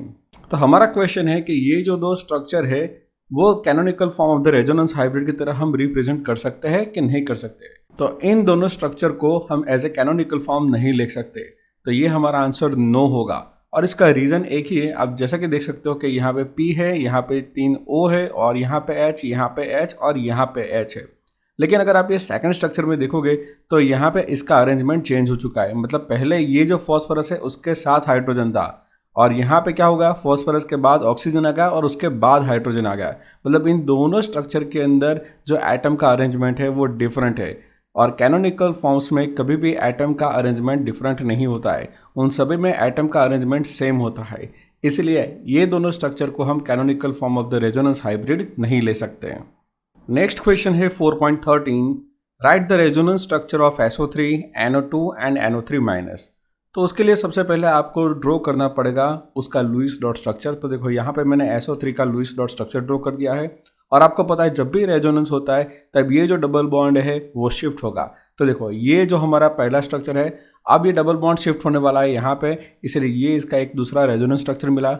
अब ये double bond shift होगा यहाँ पे, तो हमें ये तीसरा resonative structure मिला। तो ये जो तीन दिख रहे हैं वो है resonance structure of SO3। Same वैसे NO2 के लिए हमें रेजोनेंस स्ट्रक्चर मिलेगा, लेकिन उससे पहले हमें ये ड्रॉ करना पड़ेगा उसका लुईस डॉट स्ट्रक्चर। अब ये डबल बॉन्ड यहाँ पे है, तो अब ये शिफ्ट होगा ये वाला ऑक्सीजन, मतलब जो लेफ्ट पे है उस पे। तो यहाँ पे हमें दो रेजोनेटिव स्ट्रक्चर मिले NO2 के। NO3- के केस में सबसे पहले हम ड्रॉ करेंगे उसका लुईस डॉट स्ट्रक्चर। तो मैंने ये यहाँ पे ड्रॉ कर लिया। अब ये माइग्रेट होगा डबल बॉन्ड, तो ये पहले डबल बॉन्ड यहाँ पे शिफ्ट होगा, उसके बाद यहाँ पे, तो हमें ये दूसरा वाला रेजोनेटिव स्ट्रक्चर मिला। अब ये डबल बॉन्ड शिफ्ट होगा यहाँ पे, तो हमें ये तीसरा रेजोनेटिव स्ट्रक्चर मिलेगा। तो ये हमें तीन रेजोनेटिव स्ट्रक्चर मिले NO3 के केस में, NO2 के केस में दो मिले, एंड SO3 के केस में हमें तीन रेजोनेटिव स्ट्रक्चर्स मिले। हमारा नेक्स्ट क्वेश्चन है 4.14। Use Lewis symbol to show electron transfer between the following atoms to form cation and anions. तो पहली पैर है पोटेशियम एंड सल्फर की, तो उसके लिए हम पहले पोटेशियम एंड सल्फर का इलेक्ट्रॉनिक कन्फिग्रेशन लिखेंगे। तो जैसा कि आप देख सकते हो कि पोटेशियम में 19 इलेक्ट्रॉन है, इसलिए इसका इलेक्ट्रॉनिक कन्फिग्रेशन होगा 1s2 2s2 2p6 3s2 3p6 and 4s1। तो इसका लुईस स्ट्रक्चर ड्रॉ करें तो पोटेशियम के ऊपर एक ही डॉट आएगा। तो यहाँ सल्फर के केस में 2 + 4 दैट मीन्स 6 इलेक्ट्रॉन हो गए, इसलिए ये होगा Lewis dot structure of sulphur. आप क्लियरली देख सकते हो कि अगर ये पोटेशियम 1 इलेक्ट्रॉन लूज करता है तो इसका इलेक्ट्रॉनिक कन्फिग्रेशन हो जाएगा 3s2 3p6, मतलब ये ऑक्टेट उसका कंप्लीट हो जाएगा। यहाँ के केस में आप देखो सल्फर में, तो अगर वो 2 इलेक्ट्रॉन गेन करता है तो उसका ऑक्टेट कंप्लीट हो जाएगा। तो इस केस में हमें पोटेशियम का 1 इलेक्ट्रॉन लूज करना है और सल्फर को 2 इलेक्ट्रॉन गेन करवाने हैं। तो पहले हम यहाँ पे सल्फर को लिखेंगे। यहाँ पे मैंने एक डॉट और एक डॉट इधर रखा है, और उसके साथ यहाँ पे पोटेशियम का ये जो ब्लू बताया है वो इलेक्ट्रॉन दे रहा है। ये पोटेशियम का इलेक्ट्रॉन, इसलिए मैंने यहाँ पे इसको ब्लू रखा है। तो ये इलेक्ट्रॉन इसने दे दिया। सेकंड में से दूसरा पोटेशियम भी 1 इलेक्ट्रॉन दे देगा। जैसा कि आप देख सकते हो कि यहाँ सल्फर ने 2 इलेक्ट्रॉन गेन कर लिए और पोटेशियम ने 1 इलेक्ट्रॉन लूज कर लिया, इसलिए पोटेशियम हो गया K+ और इलेक्ट्रॉनिक कन्फिग्रेशन हो गया 3s2 3p6। जबकि सल्फर ने 2 इलेक्ट्रॉन गेन किए, इसलिए हो गया S-2 और उसका भी इलेक्ट्रॉनिक कन्फिग्रेशन हो जाएगा 3s2 3p6। पहले था 3s2 3p4 और 2 इलेक्ट्रॉन गेन करने के बाद हो जाएगा 3s2 3p6। सेकंड पैर की बात करें तो वो है कैल्शियम एंड ऑक्सीजन। तो ये लिखा हमने कैल्शियम का इलेक्ट्रॉनिक कन्फिग्रेशन, और कैल्शियम का लुईस डॉट स्ट्रक्चर होगा Ca और ये 2 डॉट आएगा। सेम वैसे हमने ऑक्सीजन का यहाँ पे इलेक्ट्रॉनिक कन्फिग्रेशन लिखा और ये रहा Lewis structure of the oxygen. आप क्लियरली देख सकते हो कि यहाँ पे कैल्शियम के पास 2 इलेक्ट्रॉन है, अगर ये लूज करता है तो उसका इलेक्ट्रॉनिक कन्फिग्रेशन हो जाएगा 3s2 3p6, और अगर ये ऑक्सीजन 2 इलेक्ट्रॉन को गेन करता है तो उसका हो जाएगा 2s2 2p6। तो चलिए वैसा ही करते हैं। हमारा ये रहा कैल्शियम। अब ये कैल्शियम ने 2 इलेक्ट्रॉन दे देगा ऑक्सीजन को, इसलिए इस ऑक्सीजन का ऑक्टेट कंप्लीट हो जाएगा। कैल्शियम ने इलेक्ट्रॉन डोनेट कर दिए हैं और इसने इलेक्ट्रॉन गेन किए हैं। ऑक्सीजन ने 2 इलेक्ट्रॉन गेन किए हैं, इसलिए वो बन जाएगा O-2 और उसका इलेक्ट्रॉनिक कन्फिग्रेशन हो जाएगा 1s2 2s2 2p6, octet complete. जबकि ये कैल्शियम ने 2 इलेक्ट्रॉन डोनेट कर दिए हैं, मतलब ये 4s2 वाले इलेक्ट्रॉन चले जाएंगे, इसलिए Ca+2 का इलेक्ट्रॉनिक कन्फिग्रेशन हो जाएगा 1s2 2s2 2p6 3s2 and 3p6। ये 4s2 वाले इलेक्ट्रॉन चले गए ऑक्सीजन के पास। हमारी थर्ड पैर है एल्यूमिनियम एंड नाइट्रोजन। अगेन हम electronic configuration and Lewis dot structure draw करेंगे। आप जैसा कि क्लियरली देख सकते हो कि यहाँ पे एल्यूमिनियम के पास 3s2 3p1 3 इलेक्ट्रॉन है, और यहाँ पे 2s2 2p3 मतलब 2 + 3 टोटल 5 इलेक्ट्रॉन है। अगर ये 3 इलेक्ट्रॉन गेन करता है और ये 3 इलेक्ट्रॉन लूज करता है तो दोनों के ऑक्टेट कंप्लीट हो जाएंगे। तो चलो पहले हम एल्यूमिनियम को लिखेंगे, और यहाँ पे रखा है मैंने नाइट्रोजन। तो ये 3 इलेक्ट्रॉन एल्यूमिनियम दे देगा नाइट्रोजन को, जिससे ये नाइट्रोजन का इलेक्ट्रॉनिक कन्फिग्रेशन हो जाएगा 1s2 2s2 2p6। इसने 3 इलेक्ट्रॉन गेन किए हैं एल्यूमिनियम के, इसलिए ये हो गया N-3, जबकि एल्यूमिनियम ने इलेक्ट्रॉन डोनेट किए हैं, इसलिए वो हो जाएगा +3 और इलेक्ट्रॉनिक कन्फिग्रेशन हो जाएगा 1s2 2s2 2p6। ये 3s2 3p1 इलेक्ट्रॉन चले जाएंगे नाइट्रोजन के पास। हमारा नेक्स्ट क्वेश्चन है 4.15। Although both CO2 and H2 are triatomic molecules, the shape of H2 molecule is a bent while that of a CO2 is linear. Explain this on the basis of dipole moment. तो सबसे पहले हम इन दोनों molecule के Lewis dot structure को draw करेंगे। तो मैंने यहाँ पे उन दोनों के लुईस डॉट स्ट्रक्चर ड्रॉ किए हैं, और उनके डायपोल मोमेंट को लिखा है। लाइक डायपोल मोमेंट जो CO2 की है वो है 0, while in the case of water वो वैल्यू है 1.84। अब ये ऐसा क्यों हुआ, इसके डायपोल मोमेंट 0 है और इसकी 1.84? तो आप क्लियरली देख सकते हो कि यहाँ पे कार्बन डाइऑक्साइड के केस में ये दोनों बॉन्ड इक्वल है और एक दोनों से अपोजिट है। तो इसकी जो डायपोल मोमेंट है ये वाला CO कैंसिल आउट कर देगा, मतलब ये दोनों एक दूसरे के डायपोल मोमेंट को कैंसिल आउट कर रहे हैं, इसीलिए इसकी नेट डायपोल मोमेंट हो जाएगी 0। जबकि वाटर के केस में जो OH डायपोल मोमेंट है वो अनइक्वल है, मतलब देखो ये इस तरफ इसके डायपोल मोमेंट है और इसकी इस तरफ है। तो इन दोनों के डायपोल मोमेंट को अगर हम मर्ज करेंगे तो नेट डायपोल मोमेंट मिलेगी अपवर्ड जो होगी 1.84, और ये इसीलिए हुआ क्योंकि ये दोनों OH बॉन्ड अनइक्वल है इसीलिए। नेक्स्ट क्वेश्चन है 4.16, राइट द सिग्निफिकेंस और application of the dipole moment. तो पहले समझते हैं कि डायपोल मोमेंट क्या है। तो जब भी कोई मॉलिक्यूल में पोलराइजेशन होता है तो वहां पे डायपोल मोमेंट जनरेट होती है, और ये डायपोल मोमेंट और कुछ नहीं, द मैग्नीट्यूड ऑफ चार्ज और उन दोनों चार्ज के बीच के जो डिस्टेंस होता है उनका मल्टीपल, मतलब उनकी प्रोडक्ट होती है। अगर आप चार्ज को डिस्टेंस ऑफ सेपरेशन से मल्टीप्लाई करोगे तो आपको मॉलिक्यूल की डायपोल मोमेंट मिल जाएगी। और डायपोल मोमेंट को रिप्रेजेंट करने के लिए हम म्यू सिंबल यूज करते हैं। यहाँ पे इक्वेशन मैंने लिखी हुई है कि dipole moment mu is equal to charge multiply by distance of separation, मतलब दो चार्ज है उन दोनों के बीच के डिस्टेंस और उन चार्ज की वैल्यू की प्रोडक्ट हम फाइंड आउट करोगे तो वो होगा हमारा dipole moment. Dipole moment measure करने के लिए जो यूनिट यूज होता है वो होता है D/, जिसका सिंबल है कैपिटल D। अगर हम यूनिट कन्वर्जन की बात करें तो 1D/, इज इक्वल टू कितने किलोमीटर हो गए, तो वो होगा 1D is equal to 3.33564 into 10⁻30 coulomb metre. ये चार्ज का यूनिट होता है कूलम और डिस्टेंस ऑफ सेपरेशन उसका यूनिट है मीटर, इसलिए यहाँ पे यूनिट है कूलम मीटर। अब ये डायपोल मोमेंट की वैल्यू से पोलैरिटी ऑफ बॉन्ड पता चलती है, मतलब कि कोई पोलर बॉन्ड है या नॉन पोलर बॉन्ड है तो ये हमें पता चलता है उसके डायपोल मोमेंट से। जो नॉन पोलर मॉलिक्यूल होते हैं उनकी डायपोल मोमेंट 0 होती है। और अगर हमें percentage of ionic character find out करना है किसी भी मॉलिक्यूल का तो वो भी हमें डायपोल मोमेंट से पता चलता है। हमारा नेक्स्ट क्वेश्चन है 4.17, define electronegativity, how does it differ from the electron gain enthalpy. तो सबसे पहले समझते हैं कि इलेक्ट्रोनेगेटिविटी क्या है। So electronegativity is a ability of an atom in a chemical compound to attract a bond pair of electron towards itself. मतलब suppose आपके पास दो एटम है A एंड B, ये दोनों कंबाइंड होकर एक मॉलिक्यूल बना है और उन दोनों के बीच में है बॉन्ड पेयर ऑफ इलेक्ट्रॉन। अब A और B में से किसी एक के पास ऐसी एबिलिटी है कि वो अपनी ओर इलेक्ट्रॉन को पुल करता है। मैं बात कर रहा हूँ बॉन्डिंग इलेक्ट्रॉन की, मतलब जो इलेक्ट्रॉन बॉन्ड बनने में यूज हुए हैं वो अपनी ओर कौन खींच रहा है, A खींच रहा है या B खींच रहा है। तो ये जो एबिलिटी है उसको बोलेंगे इलेक्ट्रोनेगेटिविटी। मतलब अगर A और B की कंपैरिजन में B अपनी ओर इलेक्ट्रॉन को ज्यादा पुल कर रहा है तो B होगा more electronegative than the A। तो electronegativity of any element is not constant, it varies according to the element to which it is bound. It is not measurable quantity, it is only a relative number. इसका मतलब ये है कि ये जो value है electronegativity की वो कांस्टेंट नहीं है, क्योंकि वहां पे जो दो एलिमेंट गिवन है उसमें एक ज्यादा पावरफुल होगा और एक वीक होगा। मतलब आप इसके एब्सोल्यूट वैल्यू नहीं मेजर कर सकते, ये ऑलवेज रिलेटिव वैल्यू होती है। एक की कंपैरिजन में दूसरा वाला अगर ज्यादा इलेक्ट्रोनेगेटिव है तो पहला वाला कम इलेक्ट्रोनेगेटिव होगा। अगर हम बात करें इलेक्ट्रॉन गेन एंथैल्पी की तो delta EGH is a enthalpy change when the gas phase of atom in its ground state gains the electron. मतलब कोई एटम है गैस फेज में, जब भी वो इलेक्ट्रॉन गेन करता है उस टाइम पे उसका जो भी एंथैल्पी चेंज होता है उसको हम बोलते हैं इलेक्ट्रॉन गेन एंथैल्पी। कुछ मॉलिक्यूल में ये एक्सोथर्मिक प्रोसेस होती है और कुछ में ये एंडोथर्मिक। एक्सोथर्मिक का मतलब होता है वहां पे हीट रिलीज होती है, जबकि एंडोथर्मिक में वो हीट को एब्सॉर्ब करता है। तो ये डिफरेंस है electronegativity and electron gain enthalpy का। Explain with the help of suitable example polar covalent bond. तो उसके लिए हम एक एग्जांपल लेंगे लाइक एक heteronuclear molecule just like HF। अब हेटेरोन्यूक्लियर का मतलब होता है कि दोनों एटम यहाँ पे डिफरेंट है, एक है हाइड्रोजन और दूसरा है फ्लोरीन, और यहाँ पे शेयर्ड इलेक्ट्रॉन पेयर होती है और वो होती है between the hydrogen and fluorine. अगर हम ऐसा मान लें कि दोनों की इलेक्ट्रोनेगेटिविटी सेम है तो वो बीच में होगी, लेकिन ऐसा नहीं है। ये हमारा जो फ्लोरीन है उसकी इलेक्ट्रोनेगेटिविटी ज़्यादा है, इसीलिए ये जो यहाँ पे बीच में रहे ना इलेक्ट्रॉन पेयर वो चले जाएंगे फ्लोरीन की ओर। तो देखो फ्लोरीन की इलेक्ट्रोनेगेटिविटी ज़्यादा होने से ये इलेक्ट्रॉन पेयर आ गए फ्लोरीन के पास, तो ये फ्लोरीन हो जाएगा पार्शियल नेगेटिव और ये हाइड्रोजन हो जाएगा पार्शियल पॉजिटिव। तो वैसे टाइप को बॉन्ड को हम बोलेंगे पोलर कोवैलेंट बॉन्ड, क्योंकि यहाँ पे शेयरिंग भी हुआ है और एक के पास इलेक्ट्रॉन क्लाउड डेंसिटी ज़्यादा है और तो दूसरे के पास कम है। तो ये बन गया हमारा कोवैलेंट बॉन्ड, लेकिन कहलाएगा पोलर कोवैलेंट बॉन्ड।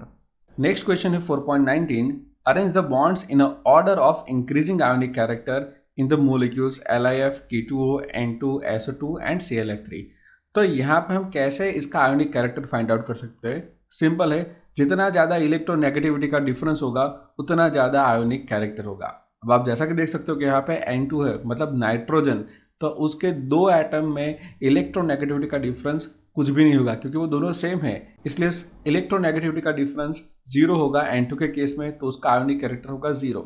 उससे ज़्यादा आयोनिक कैरेक्टर होगा SO2 का, क्योंकि यहाँ पे सल्फर एंड ऑक्सीजन के बीच में इलेक्ट्रोनेगेटिविटी का डिफरेंस थोड़ा ज़्यादा है इन द कंपैरिजन ऑफ N2। अब ये जो इलेक्ट्रोनेगेटिविटी का डिफरेंस है वो आपको रेफरेंस में से मिल जाएगा, और आप जब भी रेफरेंस देखोगे तो आपको पता चलेगा कि ये ClF3 में इलेक्ट्रोनेगेटिविटी का डिफरेंस SO2 से ज़्यादा है, इसीलिए ClF3 का आयोनिक कैरेक्टर ज़्यादा होगा इन the comparison of SO2। K2O की बात करें तो K2O में इलेक्ट्रोनेगेटिविटी का डिफरेंस ज्यादा होगा with the comparison of ClF3, इसलिए K2O के अंदर आयोनिक कैरेक्टर ज्यादा होगा इन द कंपैरिजन ऑफ ClF3। अगर लास्ट में बात करें लिथियम फ्लोराइड की, तो ये अल्कली मेटल है और ये हैलोजन है, तो इन दोनों के बीच में इलेक्ट्रोनेगेटिविटी का डिफरेंस सबसे हाईएस्ट होगा। तो लिथियम इलेक्ट्रॉन लूज करना चाहेगा और फ्लोरीन इलेक्ट्रॉन गेन करना चाहेगा, इसलिए यहाँ पे इलेक्ट्रोनेगेटिविटी का डिफरेंस सबसे हाईएस्ट होगा, और सबसे हाईएस्ट मतलब more value of electronegativity difference, that means more ionic character, इसलिए इन सबसे ज्यादा आयोनिक कैरेक्टर होगा लिथियम फ्लोराइड में। नेक्स्ट क्वेश्चन है 4.20, the skeletal structure of CA3COOH as shown below is correct but some of the bonds are shown incorrectly, write the correct Lewis structure for acetic acid. तो हमें सीधा देखना है कि acetic acid का Lewis structure हम कैसे बनाएंगे। सिंपल, पहले हम क्या करने वाले हैं कि टोटल कितने इलेक्ट्रॉन अवेलेबल है हमारे पास, मतलब वैलेंस इलेक्ट्रॉन वो काउंट करने हैं। तो यहाँ पे मैंने CA3COOH लिखा है, carbon, hydrogen and oxygen in सब के मैंने वैलेंस इलेक्ट्रॉन लिखे हैं, और यहाँ पे नंबर ऑफ एटम्स है तो हमें टोटल वैलेंस इलेक्ट्रॉन मिलेंगे 24। अब इस 24 इलेक्ट्रॉन्स को हमें ऐसे अरेंज करना है कि सबके बीच में एक एक बॉन्ड बन जाए। तो पहले मैं यहाँ पे स्केलेटन डेवलप कर रहा हूँ, तो ये स्केलेटन को मैंने इस तरह से डेवलप किया है कि सबकी वैलेंसी सेटिस्फाइड हो जाए। तो देखो यहाँ पे हाइड्रोजन की वैलेंसी सेटिस्फाई हो जाएगी, यहाँ पे कार्बन की, यहाँ पे हाइड्रोजन की, ऑक्सीजन की और ऑक्सीजन की। तो टोटल यहाँ पे 1 2 3 4 5 6 7 8 9 10 11 12 एंड 13 14 इलेक्ट्रॉन यहाँ पे यूटिलाइज हो चुके हैं, मतलब 24 में से 14 गए तो बचे 10 इलेक्ट्रॉन्स। अब इस 10 इलेक्ट्रॉन को ऐसे अरेंज करना है कि सबका ऑक्टेट कंप्लीट हो जाए, इसलिए यहाँ पे 1 2 3 4 5 6 7 8 इलेक्ट्रॉन हमने दे दिए। तो अभी भी आप जैसा कि देख सकते हो कि इसका ऑक्टेट कंप्लीट हो चुका है, इसका ऑक्टेट कंप्लीट हो चुका है, लेकिन यहाँ पे इस कार्बन और इस ऑक्सीजन का ऑक्टेट कंप्लीट नहीं हुआ है। 10 में से 8 इलेक्ट्रॉन तो चले गए, सिर्फ 2 इलेक्ट्रॉन बचे हैं, और 2 इलेक्ट्रॉन को ऐसे अरेंज करना है कि इन दोनों का ऑक्टेट कंप्लीट हो जाए। तो ऑफकोर्स आपको पता है कि हमने लुईस डॉट स्ट्रक्चर वाले वीडियो में देखा ही था, और आगे क्वेश्चन में भी देखा था कि जब भी 2 इलेक्ट्रॉन कम पड़ रहे हैं तब वहाँ पे होगा मल्टीपल इलेक्ट्रॉन का शेयरिंग, यानी कि वहाँ पे डबल बॉन्ड प्रोड्यूस होने वाला है। तो देखो वो इलेक्ट्रॉन हम रख रहे हैं इस कार्बन और ऑक्सीजन के बीच में। तो देखो इसका भी ऑक्टेट कंप्लीट हो गया, इसका भी ऑक्टेट कंप्लीट हो गया, और टोटल 10 इलेक्ट्रॉन यूटिलाइज हो गए, दैट मीन्स अब कुछ भी बचा नहीं है। तो ये बन गया Lewis structure of acetic acid. लेकिन यहाँ पे जो 2 इलेक्ट्रॉन होते हैं ना बॉन्डिंग वाले, उनको हम एज अ बॉन्ड रिप्रेजेंट करेंगे, तो ये हमारा फाइनल स्ट्रक्चर हो जाएगा। देखो यहाँ पे इसको एज अ बॉन्ड रिप्लेस कर दिया है, इसको भी बॉन्ड रिप्लेस कर दिया, और यहाँ पे 4 इलेक्ट्रॉन का शेयरिंग हुआ है, मतलब यहाँ पे डबल बॉन्ड बन गया है।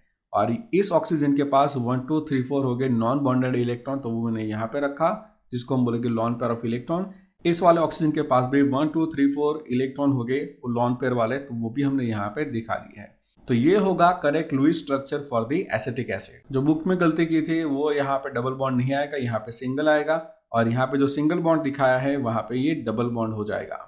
नेक्स्ट न्यूमेरिकल है 4.21, apart from tetrahedral geometry, another possible geometry for methane is a square planar with the 4 hydrogen atoms at the corner of a square and carbon atom at the center. Explain why methane is not a square planar. तो simple, आपको पता है कि methane के अंदर carbon के पास sp3 hybridisation होता है और उसके टेट्राहेड्रल ज्योमेट्री होती है, लेकिन जो स्क्वायर प्लेनर ज्योमेट्री होती है उसके अंदर हाइब्रिडाइजेशन चाहिए dsp2। यहाँ पे d ऑर्बिटल का इन्वॉल्वमेंट चाहिए। हमारे कार्बन के पास d ऑर्बिटल नहीं है, इसीलिए यहाँ पे dsp2 हाइब्रिडाइजेशन पॉसिबल नहीं है। और यही रीज़न है कि मीथेन का स्क्वायर प्लेनर स्ट्रक्चर नहीं होता है। तो जो भी एटम के पास डी ऑर्बिटल है तो वो डी ऑर्बिट अगर हाइब्रिडाइजेशन में पार्टिसिपेट करती है और dsp2 हाइब्रिडाइजेशन जब भी होता है तब हमें स्क्वायर प्लेनर ज्योमेट्री मिलती है। कार्बन के पास डी ऑर्बिटल नहीं है, इसीलिए यहाँ पे dsp2 पॉसिबल नहीं है। इसीलिए जो हमारा कार्बन है जब भी sp3 हाइब्रिडाइजेशन करेगा तो टेट्राहेड्रल ज्योमेट्री में जाएगा, लेकिन ये स्क्वायर प्लेनर स्ट्रक्चर कभी भी नहीं बनाएगा। नेक्स्ट क्वेश्चन है 4.22, explain why BeH2 molecule has a zero dipole moment although beryllium hydrogen bond are polar. तो जब भी आप BeH2 का लुईस डॉट स्ट्रक्चर ड्रॉ करोगे तो आपको पता चलेगा कि यहाँ पे कोई भी लॉन पेयर ऑफ इलेक्ट्रॉन नहीं है और 2 होगा बॉन्ड पेयर ऑफ इलेक्ट्रॉन। तो ऐसे टाइप के स्ट्रक्चर होते हैं AB2, और जब भी AB2 टाइप का कोई मोलिक्यूल होता है उसका स्ट्रक्चर लीनियर होता है। तो यहाँ पे मैंने ड्रॉ किया है लीनियर स्ट्रक्चर ऑफ BeH2। यहाँ पे जो हाइड्रोजन टू बेरिलियम है वो डाइपोल मोमेंट इस तरह से होगी, जैसा कि आप देख सकते हो कि दोनों HBe बॉन्ड इक्वल है और दोनों की डायरेक्शन अपोजिट है ईच अदर से, मतलब ये दोनों अपनी एक दूसरे के डाइपोल मोमेंट को कैंसिल आउट कर देंगे, इसीलिए यहाँ पे जो नेट डाइपोल मोमेंट मिलेगी वो जीरो होगी। तो देखो यहाँ पे बेरिलियम हाइड्रोजन बॉन्ड पोलर होता है, फिर भी ये एक दूसरे के डाइपोल मोमेंट कैंसिल कर देंगे, इसलिए ये BeH2 मोलिक्यूल की डाइपोल मोमेंट जीरो हो जाएगी। नेक्स्ट क्वेश्चन है 4.23, which out of ammonia and NF3 has a higher dipole moment and why. तो चलो पहले उसका स्ट्रक्चर ड्रॉ करते हैं। तो ये रहा अमोनिया और ये रहा हमारा NF3। अब हम ड्रॉ करने वाले हैं डाइपोल मोमेंट। तो लाइक H से नाइट्रोजन ज़्यादा इलेक्ट्रोनेगेटिव है, मतलब इसकी इलेक्ट्रोनेगेटिविटी ज़्यादा होगी, तो डाइपोल मोमेंट की डायरेक्शन अगर हम ड्रॉ करें तीन हाइड्रोजन के लिए तो इस तरफ होगी। और ये जो मैंने ड्रॉ किया है वो रिजल्टेंट डाइपोल मोमेंट है इन तीनों हाइड्रोजन टू नाइट्रोजन बॉन्ड की। और अगर हम यहाँ पे ये लॉन पेयर ऑफ इलेक्ट्रॉन ये नाइट्रोजन की बात करें तो इन दोनों की जो नेट डाइपोल मोमेंट होगी वो अपवर्ड होगी। जबकि हमारे नाइट्रोजन और फ्लोरीन की बात करें तो यहाँ पे डाइपोल मोमेंट ज़्यादा नीचे की तरफ होगी, क्योंकि फ्लोरीन ज़्यादा इलेक्ट्रोनेगेटिव है with the comparison of nitrogen, और इन तीनों बॉन्ड की जो नेट डाइपोल मोमेंट है वो नीचे की साइड होगी, जबकि ये नाइट्रोजन और ये लॉन पेयर ऑफ इलेक्ट्रॉन की डाइपोल मोमेंट अपवर्ड होगी। तो ये तो मैंने अभी आपको बता दिया कि जो फ्लोरीन है वो ज़्यादा इलेक्ट्रोनेगेटिव है with the comparison of hydrogen, तो इसलिए ये नीचे की साइड इसकी डाइपोल मोमेंट आएगी, जबकि यहाँ पे क्या होगी अपवर्ड टुवर्ड द नाइट्रोजन ये डाइपोल मोमेंट होगी। अगर हम बात करें डाइपोल मोमेंट की वैल्यू की तो इस केस में मतलब अमोनिया के केस में वो है 1.46 D और यहाँ पे हो गए 0.24 D, मतलब ये D बाई यूनिट है, यहाँ पे 1.46 D बाई और यहाँ पे 0.24 D बाई। दैट मीन्स ये अमोनिया की डाइपोल मोमेंट ज़्यादा है in the comparison of NF3। तो ये ऐसा क्यों हुआ? आप जैसा कि देख सकते हो कि ये जो NH बॉन्ड है इनसे जो नेट डाइपोल मोमेंट मिलती है वो अपवर्ड है, और ये दोनों मतलब नाइट्रोजन और लॉन पेयर इलेक्ट्रॉन इसके भी डाइपोल मोमेंट अपवर्ड है। तो दोनों के डाइपोल मोमेंट अगर मिलाएंगे तो दोनों सेम डायरेक्शन में है, तो ये डाइपोल मोमेंट की वैल्यू ज़्यादा मिलेगी। जबकि ये वाले केस में ये 3 NF बॉन्ड की डाइपोल मोमेंट डाउनवर्ड है और ये N एंड लॉन पेयर की इलेक्ट्रॉन की जो डाइपोल मोमेंट है वो अपवर्ड है, तो दोनों की डायरेक्शन अपोजिट है। अब दोनों की डायरेक्शन अपोजिट है तो ये डाइपोल मोमेंट ये दूसरी वाली डाइपोल मोमेंट को कैंसिल आउट करेगा, इसलिए हमारा जो NF3 है उसकी डाइपोल मोमेंट कम मिलेगी with the comparison of ammonia. What is meant by hybridization of atomic orbitals? Describe the shape of sp, sp2, sp3 hybrid orbitals. तो ये जो हाइब्रिडाइजेशन का कंसेप्ट वो पाउलिंग ने दिया था, और उनके अकॉर्डिंग टू जो एटॉमिक ऑर्बिटल होती है वो कंबाइंड होके कुछ नई ऑर्बिट बनाती है। ये जो ऑर्बिटल कंबाइंड होती है ना एटॉमिक ऑर्बिटल, उनकी एनर्जी थोड़ी सी सेम होती है, और उनसे जो हाइब्रिड ऑर्बिट बनती है वो प्योर ऑर्बिट से थोड़ी अलग होती है, और ये जो हाइब्रिड ऑर्बिटल होती है वो बॉन्ड बनने के लिए यूटिलाइज होती है। तो हम इस हाइब्रिडाइजेशन के फिनोमिनन को ऐसा कह सकते हैं कि जो नियरली सेम एनर्जी वाली ऑर्बिटल है एटॉमिक ऑर्बिटल वो इंटरमिक्स होती है और इनसे नई हाइब्रिड ऑर्बिटल बनती है, और ये जो नई हाइब्रिड ऑर्बिटल बनती है उनकी शेप एंड एनर्जी सेम होती है और वो बॉन्ड फॉर्मेशन में यूटिलाइज होती है। अगर हम एग्जांपल की बात करें तो एक 2s and 3 2p orbit combine होती है तब जाके बनता है sp3 हाइब्रिड ऑर्बिटल्स। तो चलिए हम डिफरेंट शेप देखते हैं ऑर्बिटल के। जब भी एक s and pz orbital combine होती है तो हमें sp हाइब्रिडाइजेशन मिलता है, और वहां पे हमें 2 sp हाइब्रिडाइज ऑर्बिटल मिलती है। जब एक s plus px and py मतलब ये 3 ऑर्बिटल कंबाइंड होगी तब होगा sp2 हाइब्रिडाइजेशन, और वहां पे हमें 3 sp2 हाइब्रिडाइज ऑर्बिटल मिलेगी और उसका शेप कुछ ऐसा होगा। जबकि एक s, एक px, एक py एंड pz मतलब 3p ऑर्बिट और एक s ऑर्बिट कंबाइंड होगी, तब हमें 4sp3 हाइब्रिडाइज ऑर्बिटल मिलेगी जिसका शेप कुछ ऐसा होगा।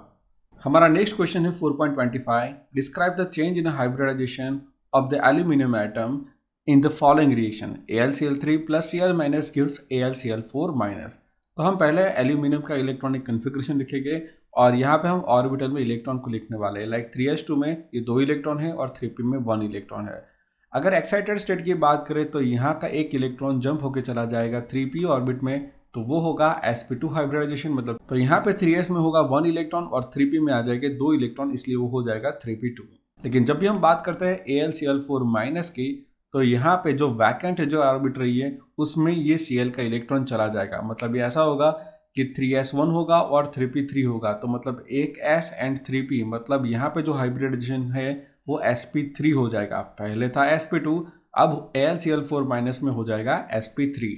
नेक्स्ट क्वेश्चन है 4.26, is there any change in the hybridization of boron and nitrogen atom as a result of the following reaction, BF3 plus Na3 gives F3BNH3।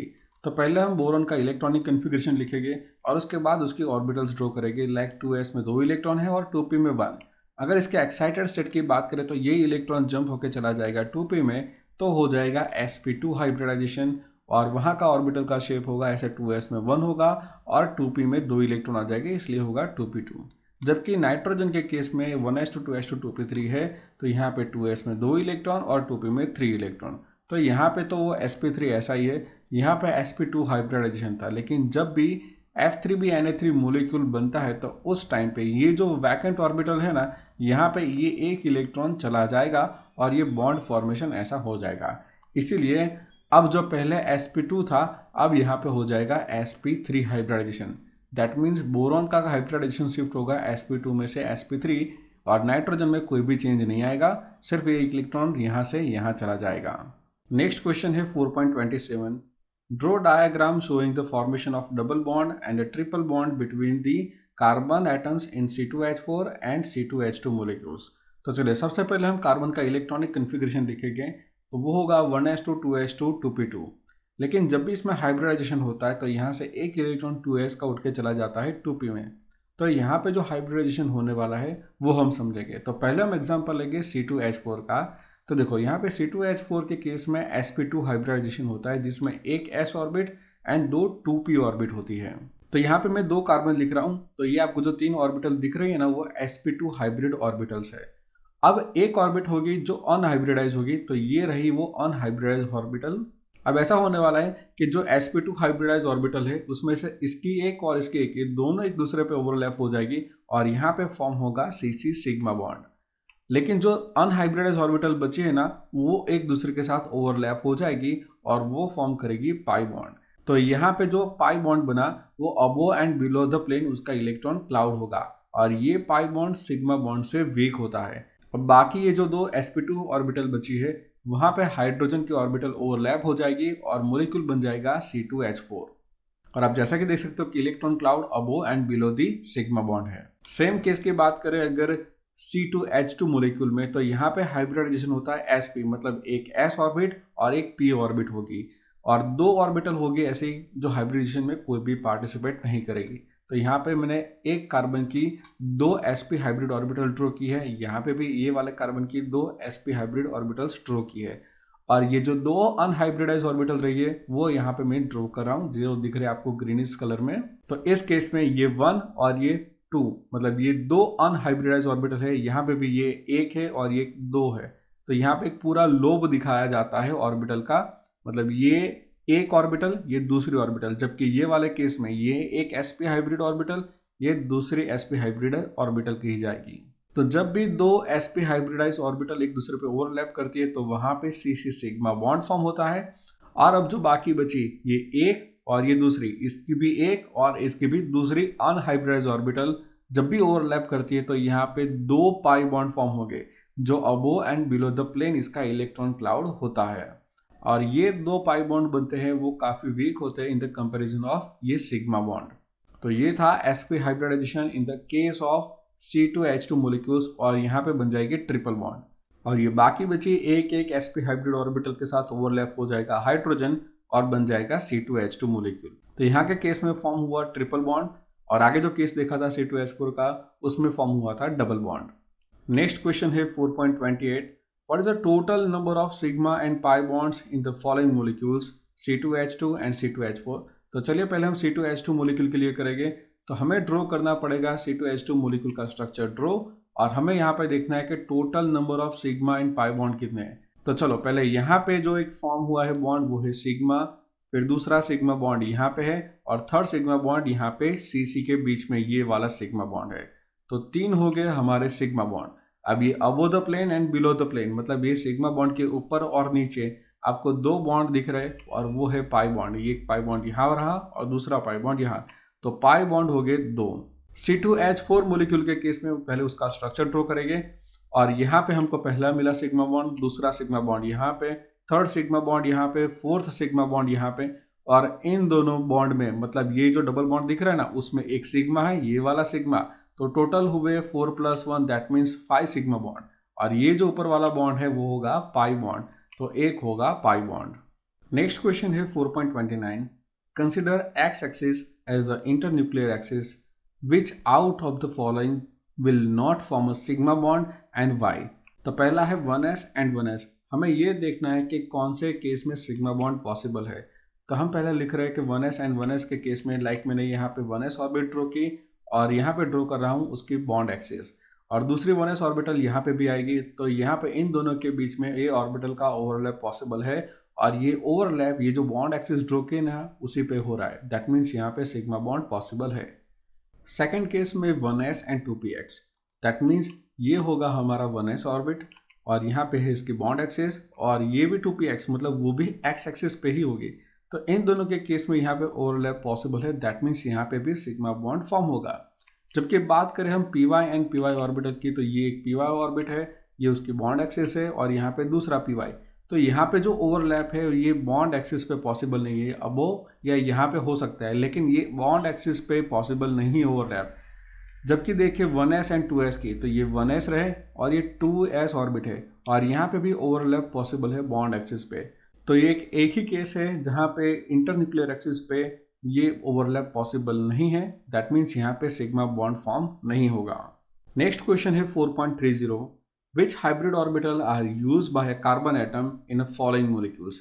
तो चलिए 1 by 1 सभी molecules draw करेंगे और हम कार्बन एटम को identify करेंगे कि यहाँ पे कौन सा हाइब्रिडाइजेशन हो रहा है। तो पहला है CH3CH3, तो ये हमने स्ट्रक्चर ड्रॉ कर दिया।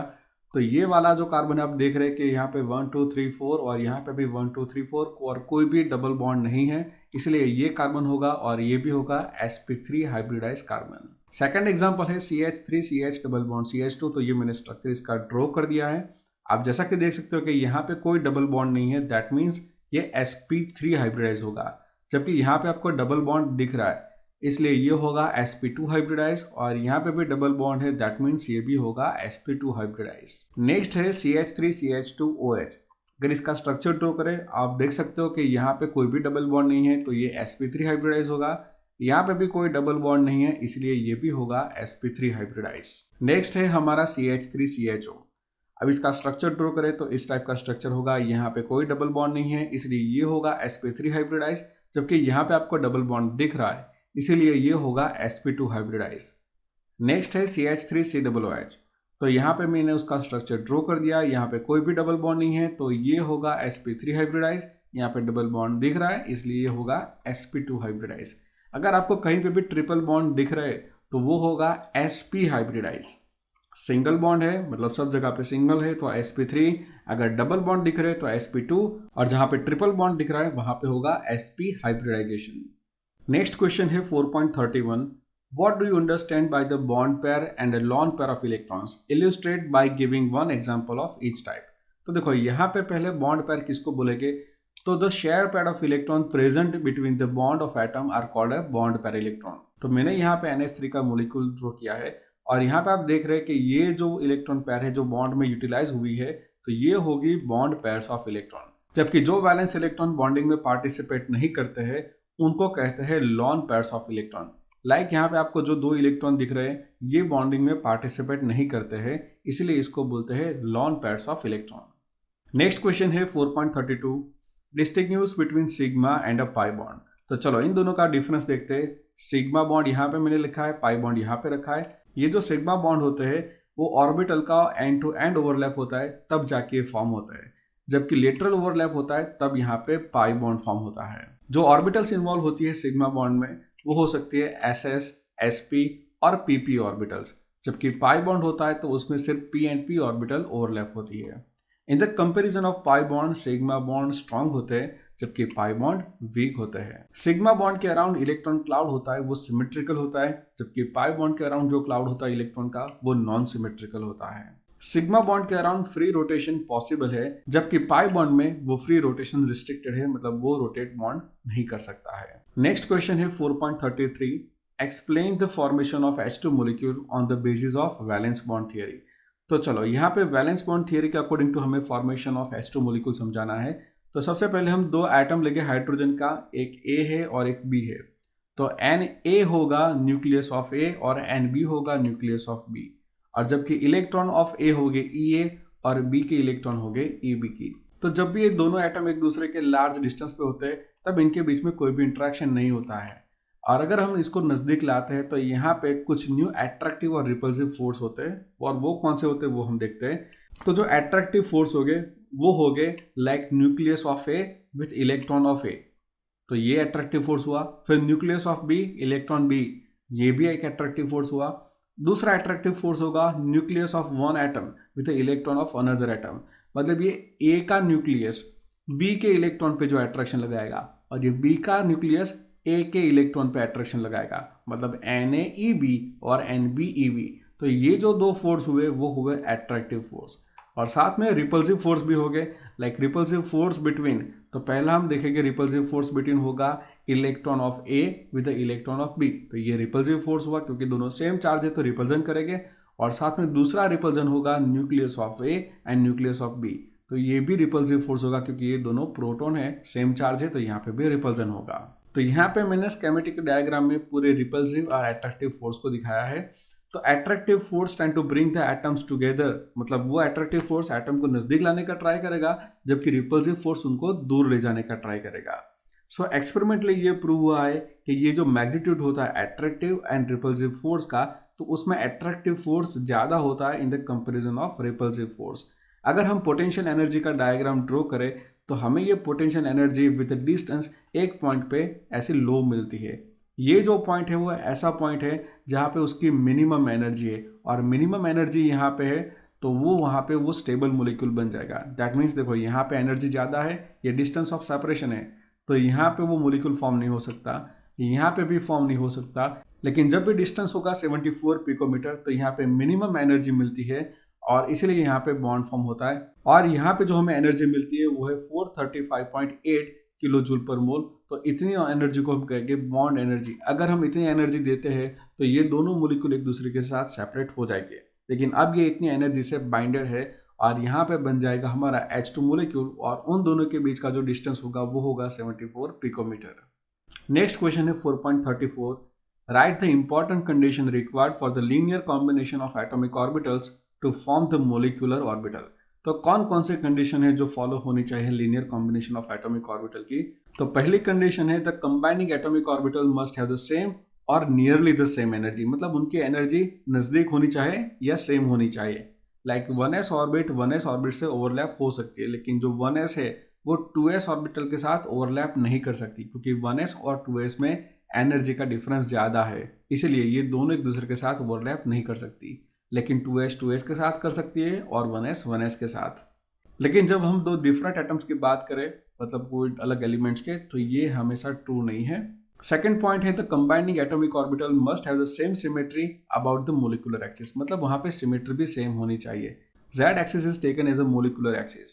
If the important note is that atomic orbital having the same or nearly same energy will not combine if they do not have the same symmetry.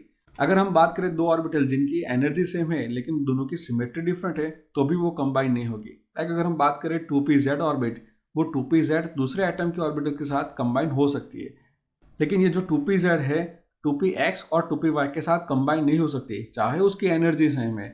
लेकिन ये 2px एंड 2py का symmetry different है with the comparison of 2pz। इसीलिए energy same होने के बावजूद भी ये 2px और 2py के साथ 2pz कंबाइंड नहीं हो सकती। नेक्स्ट पॉइंट है the combining atomic orbital must overlap to the maximum extent. तो जब भी मैक्सिमम ओवरलैप होगा तो ही मैक्सिमम इलेक्ट्रॉन डेंसिटी बीच में रहेगी और वहां पे मोलिकुलर ऑर्बिटल फॉर्म होगी। नेक्स्ट क्वेश्चन है 4.35 use a molecular orbital theory to explain why the Be2 molecule does not exist. तो सबसे पहले हम बी का इलेक्ट्रॉनिक कन्फिग्रेशन लिखेंगे जो होगा 1s2 2s2, मतलब यहाँ पे 4 इलेक्ट्रॉन है, तो Be2 में टोटल 8 इलेक्ट्रॉन्स अवेलेबल है। अब मैं आपको सिखाने वाला हूँ कैसे ये मोलिकुलर ऑर्बिटल ड्रॉ करेंगे। तो देखो यहाँ पे हमने ये एनर्जी डायग्राम ड्रॉ करने वाला है और सबसे जो लोवेस्ट ऑर्बिटल होगी वो होगी हमारी 1s ऑर्बिट। तो देखो ये एक एटम की 1s ऑर्बिट, ये दूसरे की 1s, तो यहाँ पे 2 इलेक्ट्रॉन है, मतलब ये 1s2 और यहाँ भी मैंने 1s2 लिखी है। तो जो सबसे पहली ऑर्बिटल होगी वो होगी सिग्मा 1s और यहाँ पे पहले हम डालेंगे 2 इलेक्ट्रॉन। तो अब हम यहाँ Be2 के लिए लिख रहे हैं 1s में 2 इलेक्ट्रॉन आ जाएंगे, इसलिए वो होगा 1s2, हमने पहले 1s2 लिखा। और ये होगी हमारी बॉन्डिंग मोलिकुलर ऑर्बिटल और उसके ऊपर जो आएगी वो होगी एंटी बॉन्डिंग मोलिकुलर ऑर्बिटल जिसको हम स्टार से रिप्रेजेंट करते हैं और वो होगी सिग्मा स्टार 1s। यहाँ पे भी 2 इलेक्ट्रॉन आएंगे, तो हमारे पास 8 इलेक्ट्रॉन थे, उसमें से यहाँ पे 4 खर्च हो चुके हैं। अब जो नेक्स्ट ऑर्बिटल होगी वो होगी हमारी 2s, लेकिन उसको हम बोलेंगे सिग्मा 2s। तो यहाँ पे आएगी सिग्मा 2s ऑर्बिट और उसमें भी हम फिलअप कर सकते हैं 2 इलेक्ट्रॉन, तो वो 2 फिलअप कर दिए, तो इसलिए यहाँ पे हम लिखेंगे सिग्मा 2s2। अब इसके ऊपर जो ऑर्बिटल आएगी वो होगी एंटी बॉन्डिंग सिग्मा, तो इसलिए हम लिखेंगे सिग्मा स्टार 2s और वहां पे भी 2 इलेक्ट्रॉन आ जाएंगे, तो वो होगी सिग्मा स्टार 2s2। तो आप ध्यान से देखो यहाँ पे 2 + 2 + 2 + 2 मतलब 8 इलेक्ट्रॉन हमारे यूटिलाइज हो चुके हैं। इसका मतलब यहाँ से कोई भी आगे कोई ऊपर मोलिकुलर ऑर्बिटल नहीं बनने वाली है। अब ये जो सीक्वेंस है ना, मैं आपको आगे जाके न्यूमेरिकल में समझाने वाला हूँ, जस्ट अभी इस न्यूमेरिकल पे फोकस करो।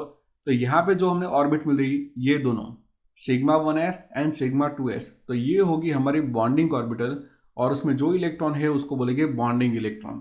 जबकि जो स्टार वाली दिख रही है ना वो हमारी एंटी बॉन्डिंग ऑर्बिटल है और उसमें जो इलेक्ट्रॉन है उसको हम बोलेंगे anti bonding electron.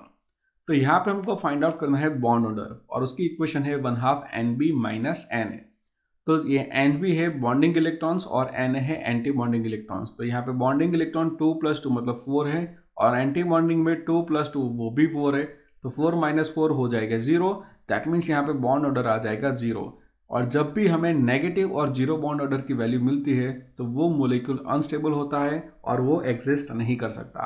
That means according to molecular orbital theory Be2 molecule does not exist.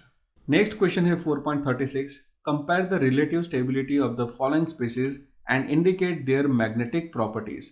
तो यहाँ पे O2, O2+, O2- and O2-2 के लिए हमें करना है। तो सबसे पहले ऑक्सीजन लिखेंगे उसका इलेक्ट्रॉनिक कन्फिग्रेशन और O2 की बात करें तो यहाँ पे 8 इलेक्ट्रॉन है, तो O2 में हो गए 16 इलेक्ट्रॉन्स। अब चलिए हमें ड्रॉ करना है इसकी मोलिकुलर ऑर्बिटल। तो यहाँ पे हमने ये मोलिकुलर ऑर्बिटल का डायग्राम ड्रॉ किया है। तो सबसे पहले आएगी हमारी सिग्मा 1s ऑर्बिट, तो यहाँ पे हम 2 इलेक्ट्रॉन फिलअप करेंगे तो हो जाएगा वो सिग्मा 1s2। फिर आएगी उसकी एंटी बॉन्डिंग, वो होगी वो सिग्मा स्टार 1s, वहाँ पे भी हम 2 इलेक्ट्रॉन फिलअप करेंगे तो वो होगा sigma star 1s2। Next orbital होगी सिग्मा 2s, वहाँ पे भी हम 2 इलेक्ट्रॉन फिलअप करेंगे तो वो होगी सिग्मा 2s2 और उसके बाद आएगी सिग्मा स्टार 2s2।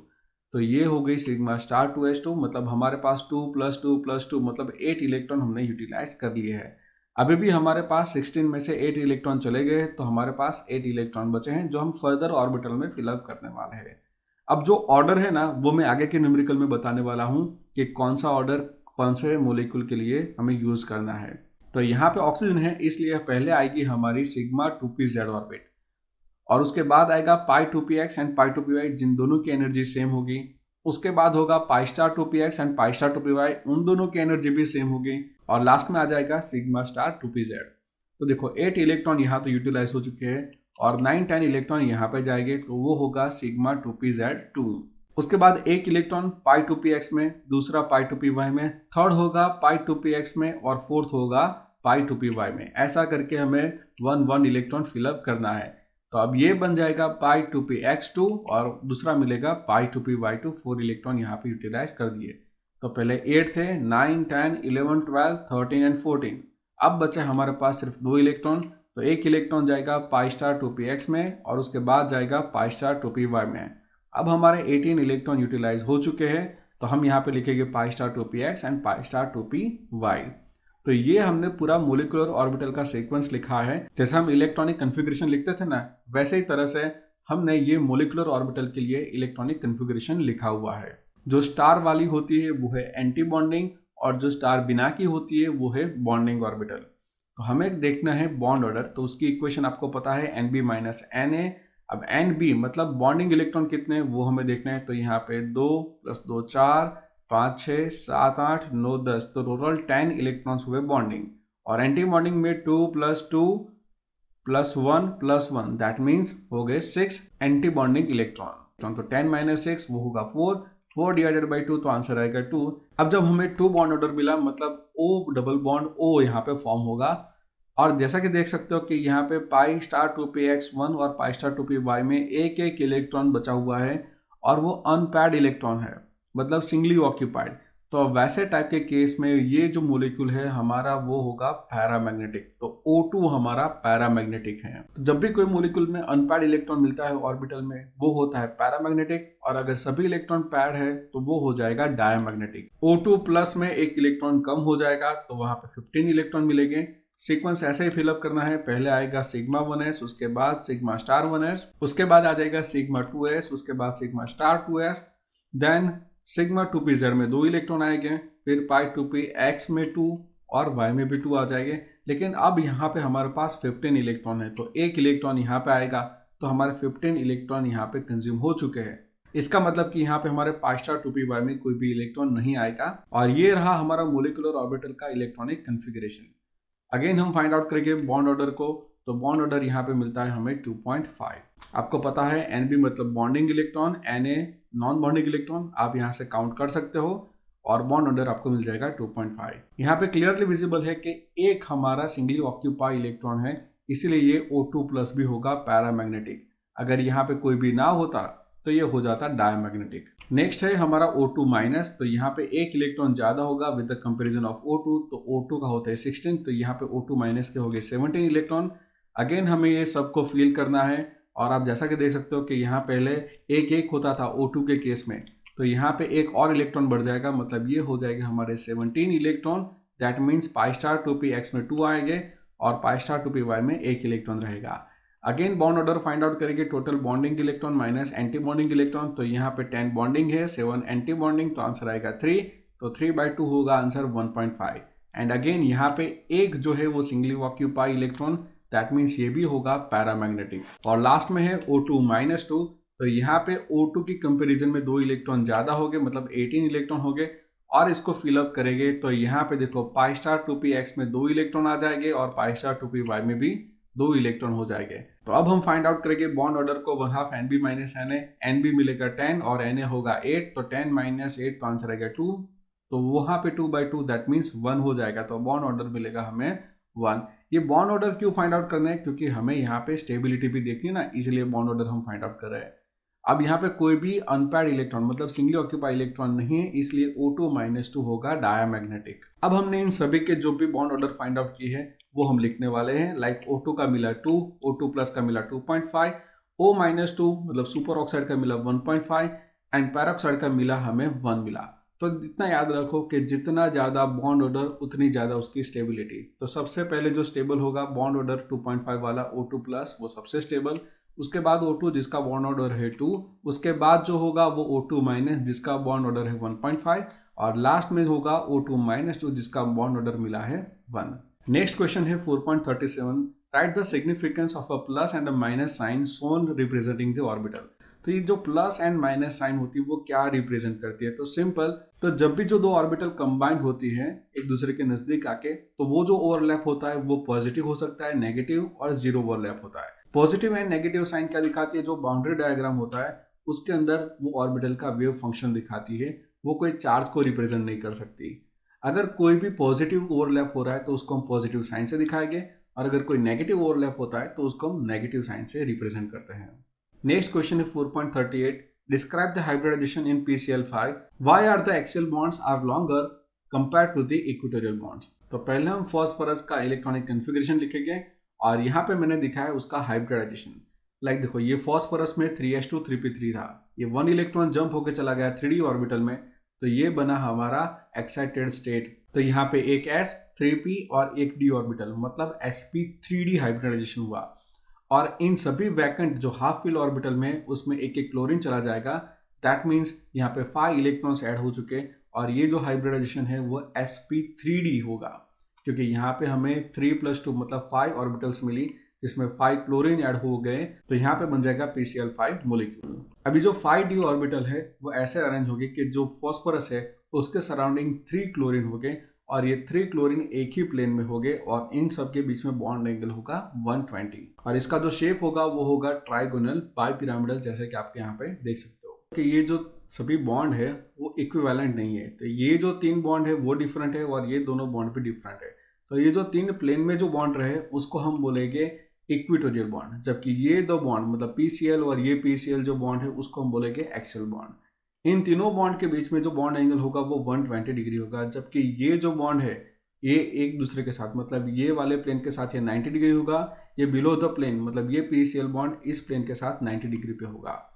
अब ये जो प्लेन में 3 PCl बॉन्ड है, ये बॉन्डिंग इलेक्ट्रॉन ये PCl बॉन्ड पे रिपल्जन प्रोड्यूस करेंगे। सेम वे से ये डाउन में भी यहाँ पे ये बॉन्डिंग इलेक्ट्रॉन पैर पे रिपल्जन करेंगे। अब इस रिपल्जन की वजह से ये Cl बॉन्ड डिस्टेंस ज्यादा होगा, ये भी PCl बॉन्ड डिस्टेंस ज्यादा हो जाएगा।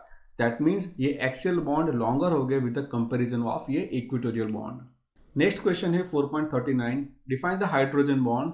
Is it weaker or stronger than the van der Waals forces? So hydrogen bond can be defined as an attractive force which binds the hydrogen atom of a one molecule with the electronegative atom of an another molecule. अब यहाँ पे इसके दो type आते हैं, एक आता है हाइड्रोजन बॉन्ड जो होता है इंटरमोलिकुलर, और दूसरा आता है इंट्रामोलिकुलर। मतलब कि बिटवीन 2 डिफरेंट मोलिक्यूल्स अगर ये हाइड्रोजन बॉन्ड फॉर्म होता है तो उसको बोलेंगे इंटरमोलिकुलर। लाइक अगर आप बोलते हो ना international flight, international cricket match, तो कैसा होता है दो नेशंस के बीच में मतलब 2 डिफरेंट नेशन के बीच में, तो उसको इंटर बोलते हैं। लाइक ये डिफरेंट 2 मोलिक्यूल्स है, ये अलग मोलिक्यूल वाटर का, ये भी अलग वाटर का मोलिक्यूल, और इन दोनों के बीच में जो बॉन्ड फॉर्म हुआ वो हमारा इंटरमोलिकुलर हाइड्रोजन बॉन्ड। दूसरा आता है इंट्रामोलिकुलर हाइड्रोजन बॉन्ड, मतलब इसका ही हाइड्रोजन और इसका ही ऑक्सीजन, इन दोनों के बीच में जो हाइड्रोजन बॉन्ड फॉर्म होगा वो होगा इंट्रामोलिकुलर, मतलब with in the same molecule अगर हाइड्रोजन बॉन्ड फॉर्म होता है उसको बोलेंगे इंट्रामोलिकुलर हाइड्रोजन बॉन्ड।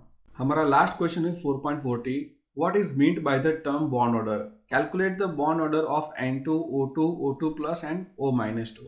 तो हमने already O2 O2+ and O-2 का तो बॉन्ड ऑर्डर फाइंड आउट किया है, लेकिन फिर से हम करेंगे। पहले हम समझते हैं कि बॉन्ड ऑर्डर क्या है। So bond order is defined as a 1/2 the difference between the number of electron present in the bonding and the anti bonding orbital, और उसको हम ऐसे बताते हैं कि 1/2 Nb - N। अब इससे क्या पता चलता है, तो द स्टेबिलिटी ऑफ मोलिक्यूल्स पता चलता है बॉन्ड ऑर्डर से। मतलब अगर बॉन्ड ऑर्डर की वैल्यू पॉजिटिव है, मतलब बॉन्डिंग इलेक्ट्रॉन ज्यादा है एंटी बॉन्डिंग से, तो वो मोलिक्यूल होगा स्टेबल।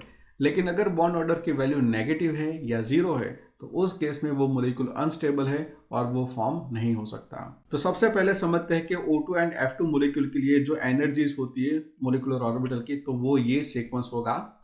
और अदर देन O2 F2 मतलब Li2 Be2 B2 C2 N2, तो उनके लिए जो एनर्जी सीक्वेंस है वो ये वाला होगा। जैसा कि आप क्लियर देख सकते हो कि पहले यहाँ पे सिग्मा 2pz ऑर्बिट आती है, तो यहाँ के केस में 2px एंड 2py पहले आती है। N2 के केस में 14 इलेक्ट्रॉन होते हैं, तो वो इलेक्ट्रॉन हम फिलअप करने वाले हैं यूजिंग दिस सीक्वेंस। तो यहाँ पे जो बॉन्डिंग इलेक्ट्रॉन होते हैं वो हो गए 10 और एंटी बॉन्डिंग हो गए 4। आप देखो 1 2 3 4 5 6 7 8 9 10, वो 10 लिखे, और एंटी बॉन्डिंग में हो गए 1 2 3 4, तो वो 4 हमने लिखे। तो यहाँ पे जो बॉन्ड ऑर्डर होगा वो 10 - 4 मतलब 6 एंड 6/2 दैट मीन्स 3 मिलेगा। तो यहाँ पे बॉन्ड ऑर्डर मिला 3। जबकि O2 के केस में हम 16 इलेक्ट्रॉन फिलअप करेंगे, तो Nb होगा हमारा 10 और Na होगा 6, मतलब 1/2 × 4, तो हमें आंसर मिलेगा 2। O2 प्लस के केस में 15 इलेक्ट्रॉन है और वो फिलअप करेंगे तो हमें बॉन्ड ऑर्डर मिलेगा 10 - 5 डिवाइडेड बाई 2 दैट मीन्स 5/2, तो वो होगा 2.5। और O-2 के केस में 17 इलेक्ट्रॉन है और वो फिलअप करेंगे तब हमें Nb मिलेगा 10, Na मिलेगा 7, तो वो होगा डिफरेंस 3 एंड 3/2, तो आंसर मिलेगा 1.5। सो आई होप आपको ये सारे क्वेश्चन समझ में आ चुके हैं। अगर आपको समझ में नहीं आए हैं तो आप मुझे कमेंट में बता सकते हैं। वीडियो कैसा लगा वो आप कमेंट में जरूर बताइएगा। जिससे मुझे और नई वीडियो बनाने में समझ में आए कि आपको किस तरह से एक्सप्लेन करना है। साथ में मैं टॉपिक एक्सप्लेनेशन भी बनाता हूँ, वो भी आप चैनल पे विजिट कर सकते हैं। मैं क्लास 11-12 दोनों के लिए कंबाइंडली काम कर रहा हूँ, तो 1 बाय 1 वीडियो आते रहेंगे। अगर आपको सिर्फ एक्सरसाइज सॉल्यूशन चाहिए या टॉपिक चाहिए, वो भी मुझे कमेंट में जरूर बताना। वीडियो अच्छा लगा हो तो लाइक, कमेंट एंड शेयर जरूर करें, आपके दोस्तों को भी शेयर करें, जिससे ये चैनल हमें और आगे बढ़ाने में थोड़ी हेल्प हो जाए। तो मिलते हैं नए वीडियो में, तब तक बाय एंड टेक केयर।